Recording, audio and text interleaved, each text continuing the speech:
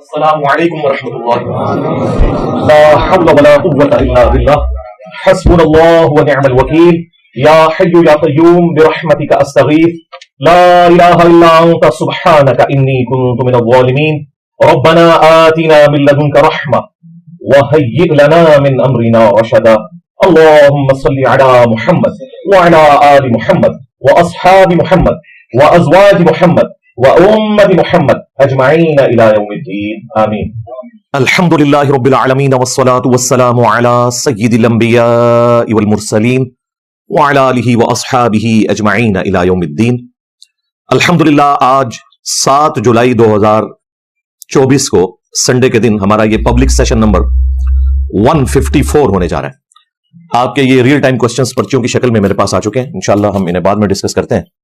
پہلے اس ویک کا ایک بہت بڑا کرنٹ افیئر، بلکہ میں سمجھتا ہوں پاکستان کی ہسٹری میں ریلیجن کے پوائنٹ آف ویو سے جو ٹاپ پہ 5 ڈسکشنز کبھی بھی ہوئی ہیں میڈیا لیول کے اوپر، ان میں سے ایک ڈسکشن آج کل جاری ہے۔ سوشل میڈیا کے اوپر تو سمجھ لیں کہ ٹاپ ٹرینڈ ہے، مین میڈیا کے اندر بھی اب اس کی بازگشت سنائی دے رہی ہے۔ ہر وہ شخص جس کا تعلق ریلیجن کے ساتھ ہے یا نہیں، وہ اس میں انٹرسٹ رکھتا ہے، اور وہ جو سما ڈیجیٹل کے اوپر ایک پروگرام ہوا مکالمہ کے نام سے، کچھ عرصہ پہلے ہی انہوں نے وہ سٹارٹ کیا ہے۔ اس میں مرکزی جو ان کے مہمان ہیں وہ تو خلیل الرحمان قمر صاحب ہوتے ہیں، مشہور پرسنالٹی ہیں۔ ان کے ساتھ سائل ادیم صاحب بیٹھے ہوئے تھے، وہ بھی ایک موٹیویشنل سپیکر ہیں اور ریلیجن کے اوپر گفتگو کرتے ہیں۔ وہاں پر ایک ہماری کوئی سسٹر تھیں، انہوں نے اس گفتگو کے دوران کوسچن کرتے ہوئے اعتراض کیا کہ آپ نے جو ڈسکشن کی ہے، حالانکہ وہ ڈسکشن کا مین ٹاپک عورتوں کے حقوق کی حفاظت تھا، وہ پروگرام عورتوں کے حق میں تھا نہ کہ ان کے خلاف تھا، لیکن اس میں سائل ادیم صاحب سے الفاظ کا چناؤ ایسا ہو گیا کہ وہ بات وہاں بیٹھی ہوئی ایک سسٹر نے پکڑ لی۔ بدنیتی کی وجہ سے نہیں، ہم یہ نہیں کہتے، نہ میں یہ کہوں گا کہ یہ کوئی پلانٹڈ پروگرام تھا، سکرپٹڈ تھا۔ اس طرح کے الفاظ استعمال کر کے ہم اس طرح کے موضوعات سے جان چھڑانے کی کوشش کرتے ہیں۔ سپوز یہ ایسا ہو بھی، تب بھی جو اصل ایشو ہے وہ اپنی جگہ موجود ہے۔ تو اس سسٹر نے کوشچن کیا کہ آپ نے اپنی گفتگو میں یہ فرمایا کہ 95% عورتیں جاہل ہیں، تو یہ آپ نے عورتوں کے جینڈر کی توہین کی ہے، اس پہ آپ معافی مانگیں۔ ان کی یہ ڈیمانڈ پوری کرنے کی بجائے سائل ادیم صاحب نے کہا کہ میں معافی مانگتا ہوں اس بات کے اوپر کہ میری وجہ سے میری قوم کی 95% عورتیں جاہل ہیں کہ میں انہیں ایجوکیٹ نہیں کر سکا۔ اور پھر ایک خاص ٹرم سے متعلق ڈسکشن شروع ہوئی، اور وہ ٹرم تھی طاغوت۔ وہ انہوں نے سسٹر سے پوچھ لیا کہ آپ کو طاغوت کا مطلب پتا ہے؟ انہوں نے کہا مجھے تو نہیں پتا، میں نے آج ہی سنا ہے آپ لوگوں سے۔ بس اس بات کو پکڑ لیا جس طرح باقی مذہبی لوگ کرتے ہیں کہ ایک چھوٹی سی بات پکڑی اور اگلے بندے کو ڈیگریڈ کرنے کی کوشش کی، بدنیتی کی وجہ سے نہیں، انجانے میں۔ ہماری تربیت یہی ہے کہ ہم لوگوں کی کمزوری کو پکڑ کے نا اس کے ساتھ پھر یہ کرتے ہیں۔ اگر آپ جنرل ڈسکشن کریں ایک کمرے میں بیٹھ کے ایک کیمرے کے سامنے، اس کی ڈائنامکس بالکل ڈیفرنٹ ہوتی ہے، لیکن جب آپ 1 to 1 کسی سے بات کر رہے ہوتے ہیں اس وقت آپ کے الفاظ کا چناؤ وہ نہیں ہو سکتا جو جنرل ڈسکشن میں ہے۔ میں آپ کو وثوق سے کہتا ہوں کہ یہی سائل ادیم صاحب ویسے کوئی لیکچر دیتے ہوئے کہتے ہیں نا کہ پاکستان میں 95% عورتیں جاہل ہیں، 95% مرد جاہل ہیں، اس کا کسی نے نوٹس نہیں لینا تھا۔ لیکن یہ جب 1 to 1 ڈسکشن ہوتی ہے نا، جس میں وہی جینڈر سامنے آپ کے موجود ہے جس کو آپ کرٹیسائز کر رہے ہیں، پھر معاملہ بگڑ جاتا ہے، اور وہی ہوا۔ آپ دیکھیں کہ میں جب علماء کے ساتھ ٹی وی پروگراموں میں بیٹھا ہوتا ہوں تو علماء بھی کتنی تمیز سے مجھے ڈیل کر رہے ہوتے ہیں، اور میں بھی کتنی تمیز کے ساتھ ان کے ساتھ بات کر رہا ہوتا ہوں، کیونکہ وہ 1 to 1 ڈسکشن ہو رہی ہوتی ہے ایک ڈیکورم کے اندر۔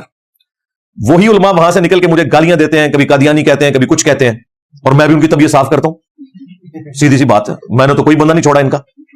یہ بات اور ہے، کیونکہ ہو سکتا ہے کل کو کوئی شخص یہ کہے کہ انجینئر صاحب آپ کے الفاظ کا چناؤ بھی بڑا سخت ہوتا ہے، اس کے اوپر بھی گرفت ہو سکتی ہے۔ بالکل، اگر میں 1 to 1 ڈسکشن میں کسی کے ساتھ اس قسم کے الفاظ استعمال کروں اس پہ بالکل گرفت ہوگی، لیکن جو لوگ میرے ساتھ بیٹھتے ہیں وہ میری طبیعت سے واقف ہیں، میں کتنا ملنسار بندہ ہوں، کتنی میری جھولی طبیعت ہے، وہ سب کو پتا ہے۔ لیکن ایک ممبر کی ریکوائرمنٹ ہے وہ ایک الگ، وہاں پہ آپ کو سارے ایسے ہی نظر آئیں گے۔ 1 to 1 ڈسکشن میں پھر آپ کو الفاظ کا چناؤ ایسا کرنا ہوگا کہ اس کی وجہ سے کوئی نیگیٹو سائیکالوجی ڈیولپ نہ ہو۔ اس میں پھر ہم آپ کی نیت کو نہیں دیکھیں گے، وہ الفاظ دیکھیں گے، اور وہ کسی معاشرے کے اندر کس طرح مستعمل ہیں، یعنی استعمال ہو رہے ہیں، یہ چیز دیکھی جائے گی۔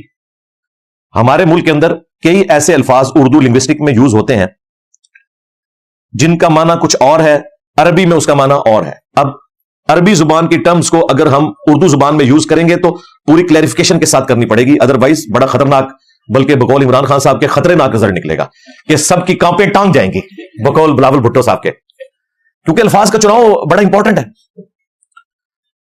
عربی زبان میں مکر کا لفظ جو ہے وہ پازیٹو سینس میں بھی استعمال ہوتا ہے، نیگیٹو سینس میں بھی استعمال ہوتا ہے. وَمَكَرُوا وَمَكَرَ اللَّهُ وَاللَّهُ خَيْرُ الْمَاكِرِينَ، انہوں نے بھی مکر کیا اور اللہ نے بھی خفیہ تدبیر فرمائی جیسا کہ اس کی شان کے لائق ہے. یہاں ہم ترجمہ مکر نہیں کرتے، بعض علماء نے کر بھی دیا اور پھر وہ بھگتنا پڑا، بریلویوں نے پکڑ لیا، پھر انہوں نے دیوبند اور اہل حدیث کے ساتھ وہ کچھ کیا پچھلے 100 سالوں میں کہ وہ آپ کے سامنے ہے. بالکل اس طریقے سے انہوں نے لمحہ پایا جس طرح میں سارے لمحہ پا لیا، کیونکہ میرے پاس تو ساری ٹیکنیکس ہیں.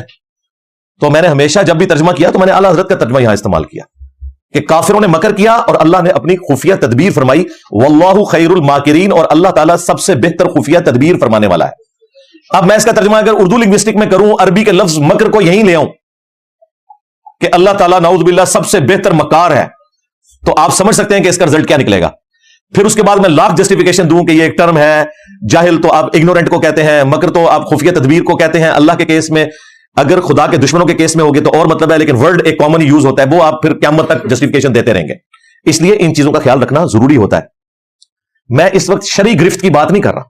شرعی گرفت اس وقت ہوگی جب کوئی شخص اپنی انٹینشن شو کر دے. یہاں شرعی گرفت کا مسئلہ ہی نہیں ہے. میں پروفیشنل ایتھکس ڈسکس کر رہا ہوں، ریلیجن کی فیلڈ میں جو لوگ ڈومیننٹ پوزیشن کے اوپر ہیں ان کے الفاظ کے چناؤ کے حوالے سے، اور یہ بھی الفاظ کا چناؤ 1 to 1 ڈسکشن میں. ہاں اگر آپ ایک لیکچر دے رہے ہیں جنرل، وہاں سب لوگ موجود ہیں، جنرل ڈسکشن میں آپ گفتگو کریں وہ ایک معاملہ بالکل ڈفرنٹ ہے. لیکن ونس کوئی چیز ہائی لائٹ کرے تو پھر اب آپ نے اس کی کلیریفیکیشن اس انداز میں دینی ہے کہ اگلے بندے کو پتا چل جائے کہ ٹھیک ہے میرے سمجھانے میں شاید کوئی مسئلہ رہ گیا. بیسیکلی میں جاہل ورڈ کو ان معنوں میں استعمال کر رہا تھا کہ ناواقفیت یا لا علمی، مسئلہ وہیں پہ ختم ہو جانا تھا. لیکن اس کے بعد جب اس سسٹر نے دلیل مانگی تو ساحل ندیم صاحب نے جو آیت مبارکہ کوٹ کی اس کا کوئی لینا دینا نہیں تھا ان الفاظ کے ساتھ جو انہوں نے یوز کیے. اس کے بعد بھی پھر انہوں نے اوریا مقبول جان صاحب کو ایک ڈیٹیلڈ پوڈ کاسٹ دی ہے جس میں انہوں نے ایک اور دلیل سامنے رکھی، جہاں انہوں نے قرآن سے لفظ جاہل جہاں پہ یوز ہوا ہے اس کو استعمال کیا، حالانکہ اس کا اس چیز سے کوئی لینا دینا نہیں تھا. وہ جاہل کسی اور کانٹیکسٹ میں آیا ہوا ہے، وہ انشاءاللہ میں بعد میں ڈسکس بھی کر لوں گا. بہرحال یہ مسئلہ جو ان دونوں سے مس ہینڈل ہوا اس حوالے سے کہ وہ بجائے اس ایشو کو کل کرتے اور بھڑکا دیا اور جلتی پہ تیل کا کام کیا خلیل الرحمان قمر صاحب نے، جو اپنے جذبات پہ قابو نہیں رکھ سکے. اور انہوں نے کہا کہ اے بچی کو مائک لے لو، انہوں مائک کنہیں دیتا ہے. اب مجھے بتائیں اتنا سینئر آدمی، یہ وہ لوگ ہیں جنہوں نے ینگ جنریشن کو اخلاقیات سکھانی ہے اور خود اس حوالے سے انہیں اپنے جذبات پہ کوئی کنٹرول نہیں. چلیں کوئی ینگ بلڈ ہو تو انسان کہہ سکتا ہے، اتنی ایج میں پہنچا ہوا شخص، اتنا میچور آدمی، میں ان کی بڑی دل سے عزت کرتا ہوں. کبھی کبھار وہ دکھی ہوں خان صاحب کی محبت میں یا کسی کی دشمنی میں تو وہ مجھے فون کھڑکا دیتے ہیں، تو اپنا درد دل میرے سامنے رکھتے ہیں، ویڈیوز بھی ریگولرلی دیکھتے ہیں، تو میں بھی اپنا پوائنٹ آف ویو ان کے سامنے رکھ دیتا ہوں.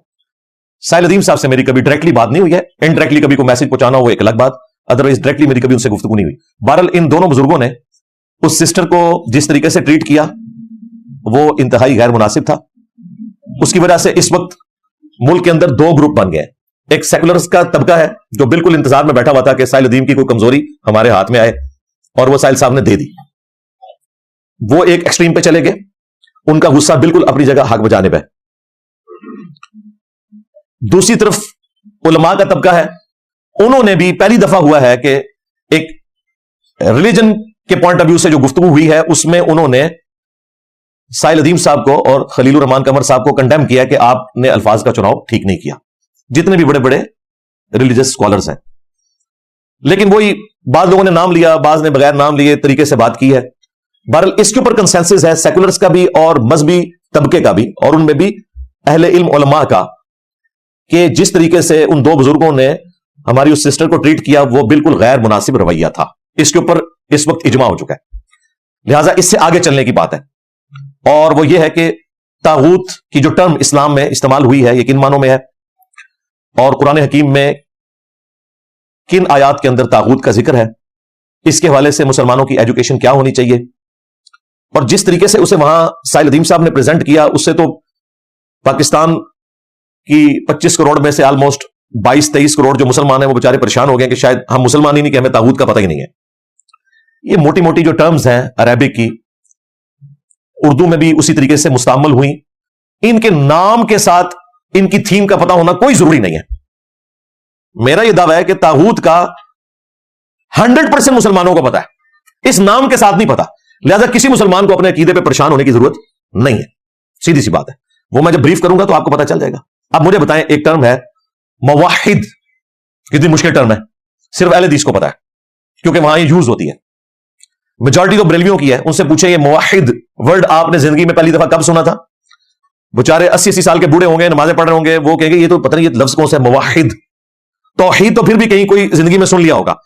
میں نے ورڈ وہ بتایا آپ کو جو ایسا ورڈ ہے جو کم لوگوں نے سنا ہوا ہے، موحد یعنی ایک خدا کا ماننے والا۔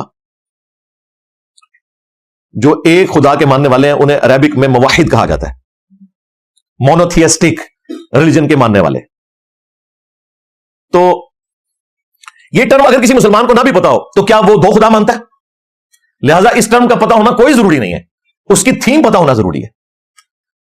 آپ کسی مسلمان سے پوچھیں کہ بتاؤ کہ اسلام کے بنیادی عقائد کیا ہے، لوگ سوچ میں پڑ جائیں گے، اپنے انداز میں اسے بریف کرنے کی کوشش کریں گے، لیکن وہ بتانے میں کامیاب ضرور ہو جائیں گے۔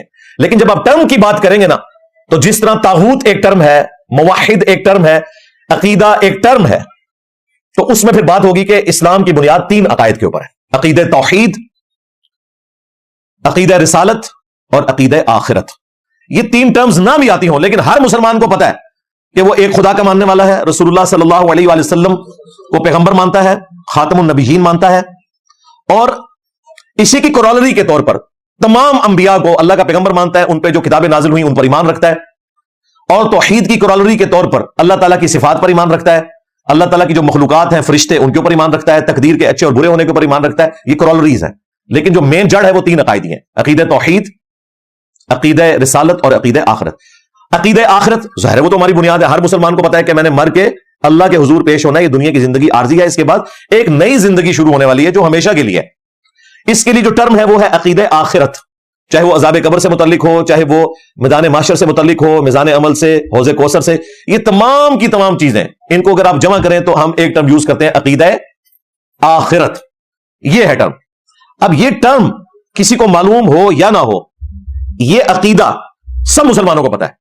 اب یہ کہنا کہ بتاؤ جی اسلام کے 3 بنیادی عقائد کون سے ہیں، تو پھر وہی بات صحیح نکلے گی کہ 95% مسلمان شاید اس ترتیب کے ساتھ اس کو بریف نہ کر سکیں لیکن مانتے ہوں گے۔ لہٰذا یہ جتنی جہادی تنظیمیں ہیں، جتنے خلافت کے اوپر بات کرنے والے لوگ ہیں، جتنے اسلامک سسٹم کی بات کرنے والے لوگ ہیں، یہ جو سادہ مسلمانوں کو الجھاتے ہیں نا کہ آپ کو پتا ہے طاغوت کا مطلب کیا ہوتا ہے، اور پھر اسے بریف کرنا شروع کرتے ہیں، اور طاغوت بھی ان کے لیے صرف یہ رہ گیا کہ جو اسلامک سزائیں ہیں یہ نافذ ہو جائیں اور ایک خلیفۃ المسلمین آ جائے۔ جو تصوف کے نام کے اوپر سب سے بڑا طاغوت ہے اس امت میں، اسلام کے پیرلل میں ایک ریلیجن لانچ ہوا ہے، اور اسلام کا نام لے کر قبر پرستی کا دین، مرے ہوئے لوگوں کو مدد کے لیے پکارنے کا دین، قرآن و سنت کو پسے پش ڈال کر بابوں کی لکھی ہوئی کتابوں کے اوپر ایمان لانے کا دین، یعنی کہ دین تصوف۔ معذرت کے ساتھ اس کی تعریفیں تو خود ہمارے سائل الدین بھائی کرتے ہیں، انہیں 12 سمجھایا کہ اللہ کے بندو یہ سب سے بڑا طاغوت ہے جس نے ایک پیرلل میں ریلیجن کھڑا کیا۔ اسلامک سزائیں ہونا، اسلام کا فائنینشل سسٹم ہونا، پولیٹیکل سسٹم ہونا، یہ تو چھوٹی چھوٹی چیزیں ہیں ساتھ۔ اسلام میں جو اصل چیز ہے نا کہ آپ نے طاغوت کی مخالفت کرنی ہے، وہ یہ ہے کہ آپ کا عقیدہ عقیدہ توحید ہونا چاہیے، ایک خدا کو ماننا۔ میں عمران خان صاحب کو اس بات کا کریڈٹ دوں گا، اگرچہ میں ان کی پالیٹکس سے بنیادی اختلاف رکھتا ہوں، اور شاید یہ عقیدہ جو انہوں نے امت کے بچے بچے کو رٹوا دیا، خود بھی اس معاملے میں وہ کمزوری کا شکار ہوئے جب ایک دربار کے آگے جا کے اپنی بیوی کی وجہ سے گر گئے، لیکن انہوں نے ہر تقریر سے پہلے ایاک نعبد و ایاک نستعین، اے اللہ عبادت صرف تیری کریں گے، دعا بھی صرف تجھی سے مانگیں گے۔ یہاں نستعین سے مراد ہے دعا کرنا، یہ وہ مدد نہیں جو ہم ایک دوسرے کی کرتے ہیں، وہ ظاہری اسباب ہے، اس کا حکم ہے قرآن میں وَتَعَاوَنُوا عَلَى الْبِرِّ وَالتَّقْوَى وَلَا تَعَاوَنُوا عَلَى الْإِثْمِ وَالْعُدْوَانِ، نیکی اور پرہیزگاری کے کاموں میں ایک دوسرے کی مدد کرو اور برائی میں الگ رہو۔ یہاں آپ کو وہی طاغوت کرنے والے صوفیاء کے ماننے والے آپ کو بتا رہے ہوں گے جی امی سے روٹی نہ مانگے، یہ شرک ہے۔ اب مجھے بتائیں جب وہ یہ مذاق اڑا رہے ہوتے ہیں اس آیت کا وہ ہمارا مذاق نہیں اڑا رہے ہوتے, وہ اللہ کا اڑا رہے ہوتے. ہاں ظاہر ہے, وہ اللہ کو کہہ رہے ہوتے ہیں امی سے روٹی نہ مانگے, آپ سے ہی ہم روٹی مانگے. اور بھائی اللہ نے بتایا ہوا ہے کہ امی سے روٹی مانگنی ہے, اور امی کو بھی کہا ہے اس کو روٹی دینی ہے. وَتَعَاوَنُوا عَلَى الْبِرِّ وَالتَّقْوَى وَلَا تَعَاوَنُوا عَلَى الْإِثْمِ وَالْعُدْوَانِ, نیکی اور پرہیزگاری کے کاموں میں ایک دوسرے کی مدد کرو اور برائی میں نہ کرو, الگ رہو. آپ یہاں بیٹھے ہوئے, میں آپ کو کہتا ہوں مجھے پانی پلا دو, آپ مجھے پانی پلا دیں گے, یہ ظاہری اسباب ہے. لیکن آپ ہیں بغداد میں, وہاں بھی قبر کے اندر دفن ہے, اور میں آپ کو فون ملاتا ہوں کہ غوث پاک 2 بوتلیں نزلتیاں بھیج دو, قیامت تک نہیں بھیج سکتے. وہ اللہ کے پاس جا چکے. یہ لیتے ظاہری اسباب ہیں اور اسے مرے ہوئے بزرگوں کو ثابت کرتے ہیں. کہتے ہیں نہیں وہ مر گئے ہیں لیکن اللہ کے حضور زندہ ہے. ہم کہتے ہیں بالکل زندہ ہے, لیکن یہ وہ زندگی نہیں جو دنیا والی ہو. اگر یہ زندگی دنیا والی آپ مانیں گے تو پھر یہ سارے بزرگوں کی بیویاں, سارے شہیدوں کی بیویاں ان کے مرنے اور شہادت کے بعد جب دوسرے مردوں سے نکاح کرتی ہیں تو پھر بدکار عورتیں ہیں وہ کیا؟ کہتے ہیں نہیں وہ زندگی ہو رہا ہے. ہاں ہوں آئے ہو نا میری داڑھ تھلے, میری داڑھ تھلے ہی آ سکتے ہو تسی. او مدد بھی اور ہے. پھر ایاک نعبد و ایاک نستعین. بارش کون برساتا ہے؟ اللہ. ڈیوٹی کس کی ہے؟ فرشتوں کی. اگر آپ فرشتوں سے بارش مانگیں گے آپ مشرک ہو جائیں گے. دعا آپ نے اللہ سے کرنی ہے, اللہ کی مرضی. ہواؤں کو حکم دے, فرشتوں کو حکم دے, جنات کو حکم دے, یا ان کے بابوں کو حکم دے دے, چلو خوش ہو جاؤ.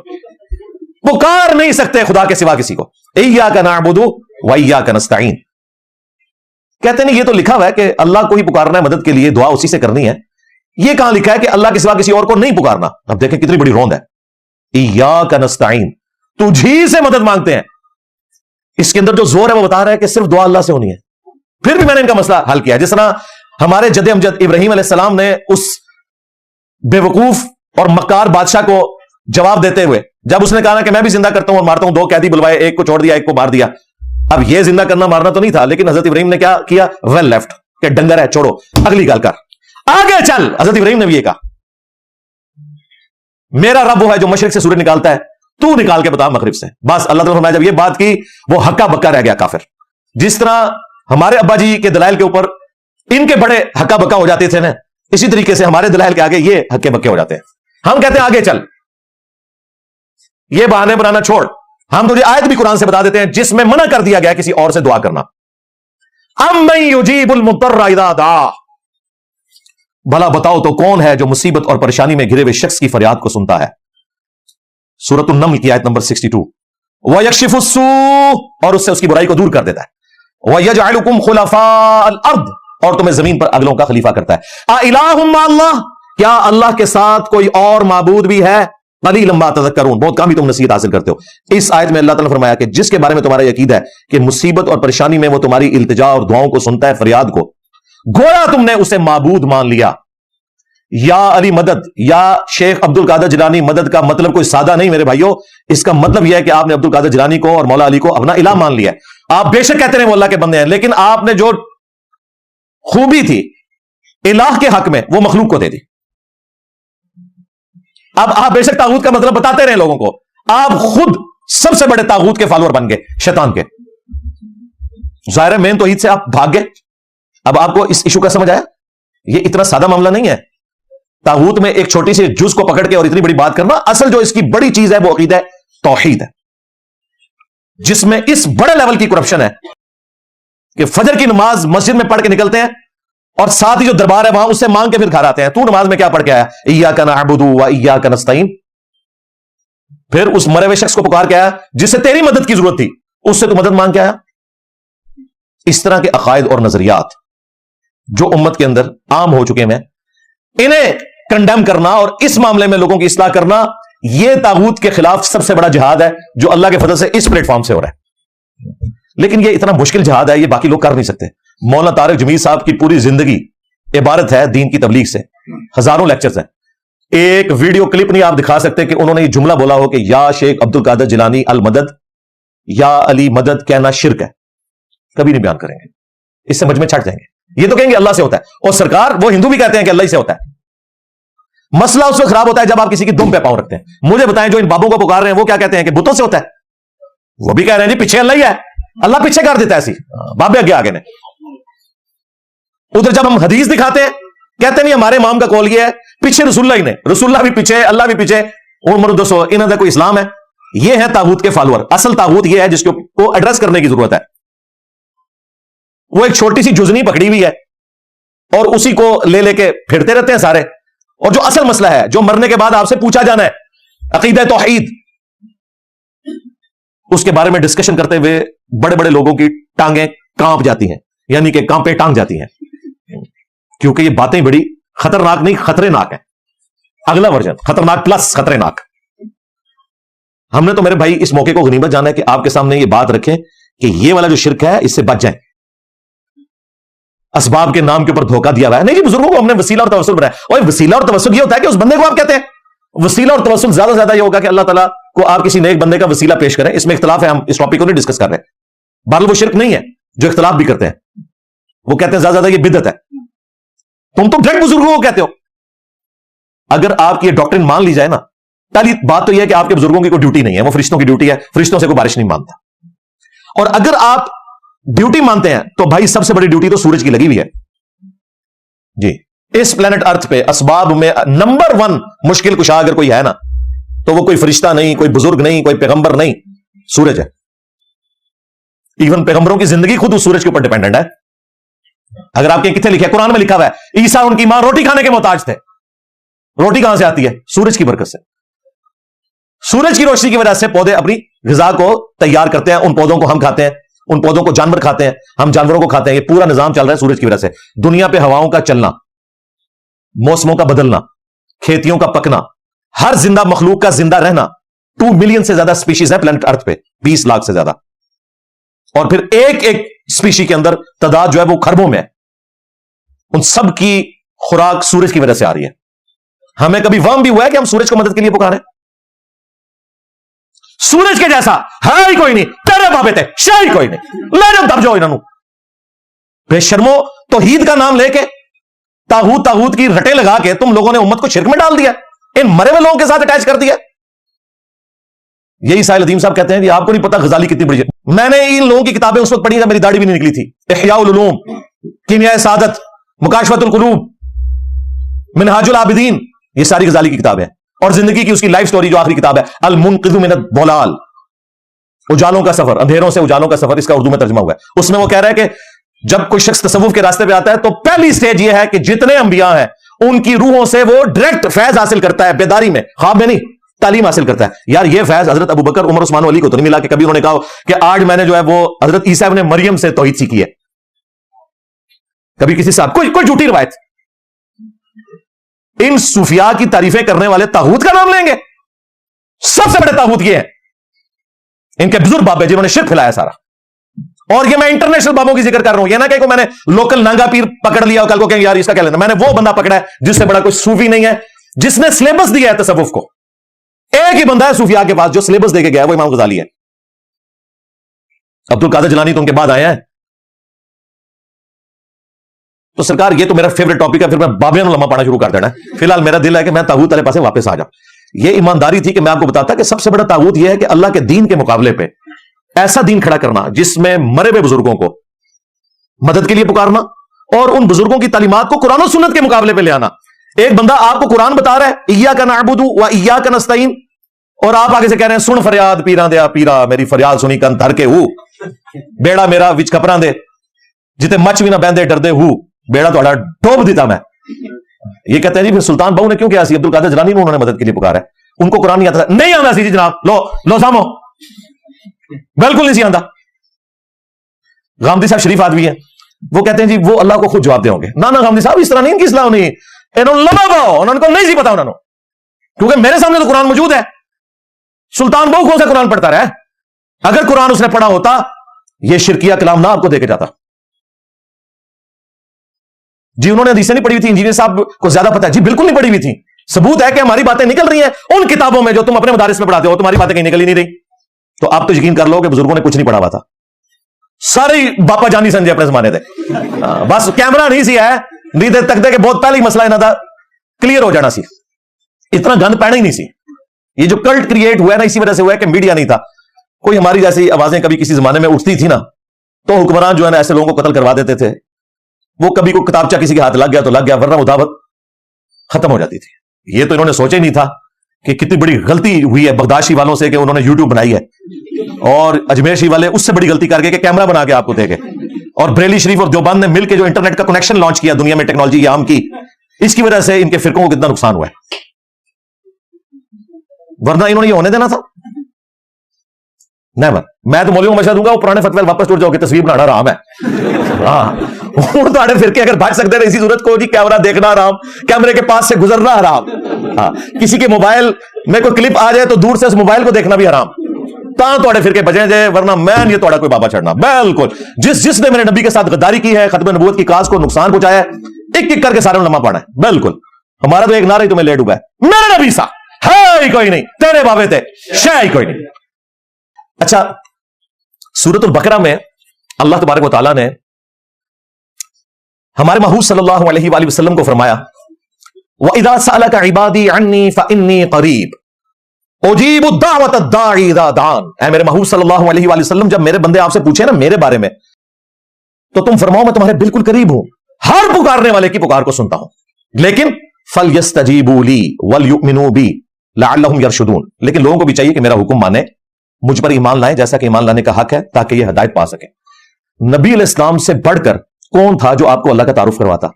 اور رسول اللہ کو کہا جا رہا ہے کہ اے اللہ کے نبی جب آپ سے میرے بارے میں لوگ پوچھیں نا تو آپ نے کہنا ہے میں تمہارے بالکل قریب ہوں. بڑا اچھا موقع تھا کہ نبی آپ فرمائیں کہ مجھے بیچ میں ڈالو، میرے واسطے وسیلے دو، تو پھر اللہ تمہاری سنے گا. اس سے کوئی بہتر موقع تھا؟ ہم خالق اور مخلوق کے درمیان ہدایت کا وسیلہ پیغمبروں کو ہی مانتے ہیں، انہی کے ذریعے ہمیں ہدایت ملی ہے. یہ وسیلہ اور ہے، پیغمبر کے وسیلے کے بغیر جو بھی خدا تک پہنچتا ہے وہ گمراہ ہوتا ہے، یہ وسیلہ اور ہے. لیکن اللہ کو کسی بزرگ کی، کسی پیغمبر کی، فرشتے کی دھونس لگانا یہ گمراہی ہے.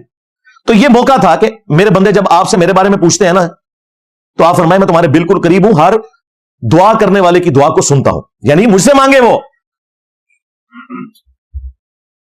یہ نبی علیہ السلام کو سکھایا جا رہا ہے. اب مجھے بتائیں کہ ان کے بابے جو سکھا کے گئے ہیں کہ بابوں کو پکارنا ہے وہ کتنے لکھے ہیں؟ اور اس مسئلے میں دو فرقے جو ہے نا، ایک بریلوی اور دوسرے شیعہ، انہوں نے جس بڑے لیول کے اوپر شرک پھیلایا نا، الامان الحفیظ، نبی کے نام کو بیچا، اہل البیت کے ناموں کو بیچا انہوں نے. حالانکہ شیعہ کے صبح شام کے اذکار میں تھا یہ وظیفہ، اَمَّن يُجِيبُ الْمُضْطَرَّ إِذَا دَعَاهُ وَيَكْشِفُ السُّوءَ وَيَجْعَلُكُمْ خُلَفَاءَ الْأَرْضِ أَإِلَٰهٌ مَّعَ اللَّهِ. بھلا بتاؤ تو کون ہے جو مصیبت اور پریشانی میں گھرے ہوئے شخص کی فریاد کو سنتا ہے اور اس سے اس کی تکلیف کو دور کر دیتا ہے اور تمہیں زمین پر اگلوں کا خلیفہ کرتا ہے. أَإِلَٰهٌ مَّعَ اللَّهِ، کیا اللہ کے ساتھ کوئی اور معبود بھی ہے؟ قلیلا ما تذکرون. شیعہ صبح شام کے سنت اذکار میں یہ پڑھتے ہیں، لیکن جعلی مدد بھی کہتے ہیں. قیامت کے دن مولا علی نے اعلان برات کر دینا ان سے. پھر نہج البلاغہ میں جو مولا علی علیہ السلام کا مکتوب نمبر 31 ہے، مولا حسن ابن علی کے نام، جنگ صفین سے واپسی پہ جو حسن ابن علی کے لیے لکھوایا، مولا علی علیہ السلام حسن ابن علی کو لکھتے ہیں، یہ اس باپ کی طرف سے ہے جو اپنی زندگی کا اکثر حصہ گزار چکا ہے. وہ بوڑھا باپ اپنے بیٹے کے نام یہ وصیت لکھ رہا ہے جس نے زندگی کے نشیب و فراز دیکھ لیے ہیں، یعنی اتار اور چڑھاؤ. پھر ساتھ انہوں نے کہا کہ یہ اس فانی باپ کی وصیت ہے جس نے عنقریب مر جانا ہے، باقی رہنے والی صرف اللہ کی ذات ہے. ہر چیز کا خالق اور مالک وہ ہے، اور اس نے تمہیں اجازت دی ہے کہ تم اسی سے مانگو تاکہ وہ تمہیں عطا کرے. اے میرے بیٹے حسن، یاد رکھنا اللہ کا دربار وہ درگاہ ہے کہ اس نے اپنا کوئی دربان بھی مقرر نہیں کیا. دنیا میں تو بادشاہوں کے پاس جانے کے لیے آپ کو کئی سٹیجز سے گزرنا پڑتا ہے، جو آپ کو یہ بھی کہانیاں کراتے ہیں. پہلے آپ کونسلر کے پاس جائیں گے، پھر ایم این اے کے پاس، پھر چیف منسٹر کے پاس، اور اس سے اپنے بابے ثابت کرتے ہیں. اس طرح کرتے ہیں وزیر اعظم تک کدے نہیں کو پہنچا جائے. لیکن خدا آپ کو کہہ رہا ہے اذا سألک عبادی عنی فانی قریب. اے میرے نبی جب میرے بارے میں آپ سے پوچھا جا رہا ہے تو آپ کہیں گے میں ہر بندے کے قریب ہوں، ہر پکارنے والے کی پکار کو سنتا ہوں. ہمارے استاد ڈاکٹر اسرار صاحب کہتے تھے یہ آیت سورۃ البقرہ کی 186 میگنا کارٹا ہے انسانیت کا. جو گریٹ برٹن نے ایک قانون بنایا تھا نا میگنا کارٹا، کہ کوئی شخص بھی اپنے حکمران سے آ کے اپنا مسئلہ ڈسکس کر سکتا ہے. یہ جو انہوں نے اپنے آئین میں چیز داخل کی تھی اسے میگنا کارٹا کہا جاتا تھا. تو انسانیت کا میگنا کارٹا ہے وَإِذَا سَأَلَكَ عِبَادِي عَنِّي فَإِنِّي قَرِيبٌ أُجِيبُ الدَّعْوَةَ الدَّاعِ إِذَا دَعَانِ. ہر پکارنے والے کی پکار کو سنتا ہوں. تو مولا علی کہہ رہے ہیں کہ بیٹے اللہ نے کوئی دربان بھی مقرر نہیں کیا، اور نہ اس نے تم پر یہ لازم کیا ہے کہ تم اللہ تک پہنچنے کے لیے کسی وسیلے کو اختیار کرو. لو جی लोजानो। उन्होंने कहा वसीला भी कोई जरूरी नहीं और डायरेक्ट अल्लाह सुनने वाला है। अगर या अली मदद का कीदा किसी को सिखाना था ना मौला अली ने, तो हसन इब्न अली को सिखाना था। अगर उन्हें नहीं सिखाया तो फिर समझ लो कि गल विच कोई और है। बुजुर्ग पै गए जे, मौलवी पै गए जे, बाबे पै गए जे। जब तक आप कुत्ता कुएं से नहीं निकालेंगे, 20,000 डोल भी निकाल लें, कुएं की बदबू खत्म नहीं हो सकती। जब तक आपने मौलवियों को, बाबों को इस इस्लाम के बाबरकत कुएं से बाहर नहीं निकाला, उस वक्त तक आपको इस्लाम की तालीमात का फैज नहीं पहुंच सकता। सीधी सी बात है। यह जिम्मेदारी आपके बुजुर्गों ने पूरी नहीं की, आपने भी नहीं की, तो देखें अल्लाह ने एक नातवा शख्स की जिम्मेदारी लगाई है, उन्हें चुक छड़े सारे बाबे।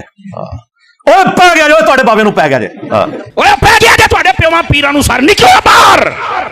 ਅਸੀਂ ਫਿਰ ਵੀ ਨੌਕਰੀ ਅਦਾ ਕਰਦੇ ਪਏ, ਅਸੀਂ ਫਿਰ ਵੀ ਨੌਕਰੀ ਅਦਾ ਕਰਦੇ ਪਏ। ओए मिर्जे देख रहा तुहाडे प्यो ने करनियां ने, निकलो बाहर। स्टेज पर बैठने वाले हाथ खड़ा करके बताएं, मुझे बताएं ये काम ठीक है कि नहीं। तमाशा करते हो, फिर कहते हैं मसलक का काम नहीं होता। मसलक वालों को तुम खुद रगड़ते हो। और जरा तुहाडे प्योवां नूं पै गया, हुण तुसीं चुप बैठे हो, और निकलो बाहर। ना ना सरकार बदलो। और खा गया ने तुहाडे बाबे नूं, खा गया, पै नहीं गया, खा गया। हुण ਇਹ पहली गल तो पुरानी होगी, खा पी के डकार मार छड़े। ये बड़ा सेंसिटिव मसला था मेरे भाइयों, इसको इन्होंने इतना लाइट लिया। मैंने आज मौका गनीमत जाना कि आपको असल ताबूत बताया जाए कौन सा है। इल्मी शावत पूरी करना, इस्लामिक सजाएं नाफिज करें, एक खलीफा हो जाए, वो छड़ दो, अल्लाह दो बंदे हो, ये बड़ी छोटी चीज़ां ने। एक इंडिविजुअल जो अल्लाह के हुजूर पेश होने वाला है, उससे अल्लाह ताला ने जिस बात का पूछना है ना, वो ये पूछना है कि तेरा माबूद कौन था, किससे तू दुआएं मांगता रहा। बाकी सारी चीजें सानवी है। मैं इतनी बड़ी बात करने लगा हूं कि नमाज, रोजा, हज, ज़कात, ये सारी चीजें सानवी हैं। जब तक अकीदा तौहीद किसी का ठीक नहीं है, उसकी हर इबादत 0 से मल्टीप्लाई है। तुसी इस्लामिक सजावां लेके बैठे हो, इनका तागूत के खिलाफ जिहाद है, किसी औरत को पर्दा करवा लें, को एजुकेशन खत्म कर दें, सेकुलर्स का बैंड बजा दें, ए तागूत के खिलाफ जिहाद दे। जेड़ा असल तागूत है बाबे सूफिया, जिन्होंने शिर्क फैलाया, रसूलुल्लाह के मुकाबले पे अपने बाबों की तालीमात इस दर्जे में फैला दी कि हम डरते हैं एक मुसलमान को कुरान की आयत बताते हुए कि आगे कुत्ता बन जाएगा। अगर आप मुसलमान को कुरान की आयत कोट करते हुए डरें कि अगर मैंने इसके सामने ये आयत पढ़ी तो ये कहेगा ये तो गुस्ताखी कर दी इसने, तो आप समझ लें कि ये सामने जिसको आप कुरान पेश कर रहे हैं ना, वो सिर्फ पाकिस्तान के शनाख्ती कार्ड में मुसलमान है। और कुरान में इस तरह की दर्जनों आयात हैं जो आप इनके सामने बयान ही नहीं कर सकते। मैंने अल्लाह की वजह से की है, उनका मफहूम भी समझाया, डंके की चोट के ऊपर की है, उन्हीं से अकीदे की इस्लाह होती है।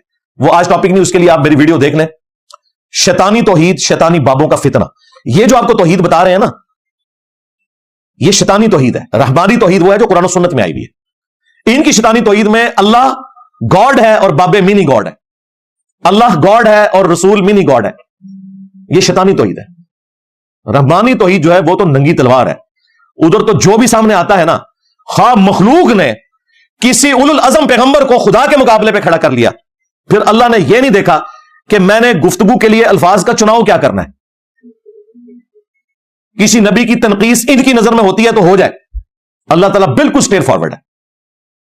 सूरतुल माइदा की जो आयत नंबर 17 है, नंगी तलवार है। जिस शख्स ने पहले ना सुनी हो, वो बंदा परेशान हो जाता है कि ये अंदाजे गुफ्तगू है जी। तौहीद इसी तरीके से बयान होगी जब कोई शख्स ईसा इब्न मरियम को अल्लाह के मुकाबले पे खड़ा करेगा। ईसा इब्न मरियम खुद तो तागूत नहीं है, लेकिन उनके नाम पे एक शैतानी अकीदा घड़ के जब उम्मत को बताया, इंसानियत को गुमराह किया, तो वो एक तागूती निजाम है जिसने एक तागूती अकीदा दे दिया। फिर अल्लाह ताला ने उसका रद्द किया। लक़द कफ़र अल्लज़ीना क़ालू इन्नल्लाहा हुवल मसीह इब्न मरियम, बेशक वो लोग खुला कुफ्र कर रहे हैं जो ये कह रहे हैं कि ईसा इब्न मरियम ही अल्लाह है। वलियाउज़ु बिल्लाहि ताला। कुल फमन यमलिकु मिनल्लाहि शैआ, ऐ नबी इनसे फरमाओ भला अल्लाह का कोई क्या बिगाड़ लेगा। शैआ ए वही लफ्ज़ है जेड़ा मैं पंजाबी यूज करना, बाबे दे शाही कोई नहीं, कोई इतना सा भी इख्तियार नहीं रखता अल्लाह के मुकाबले पर। कुल फमन यमलिकु मिनल्लाहि शैआ इन अरादा अन युहलिकल मसीह इब्न मरियम, अगर अल्लाह इरादा कर ले कि हलाक कर दे ईसा इब्न मरियम को, उनकी मां को और जितने जमीन में है सबको, सारे बुजुर्ग बाबे फारक, हलाक कर दे।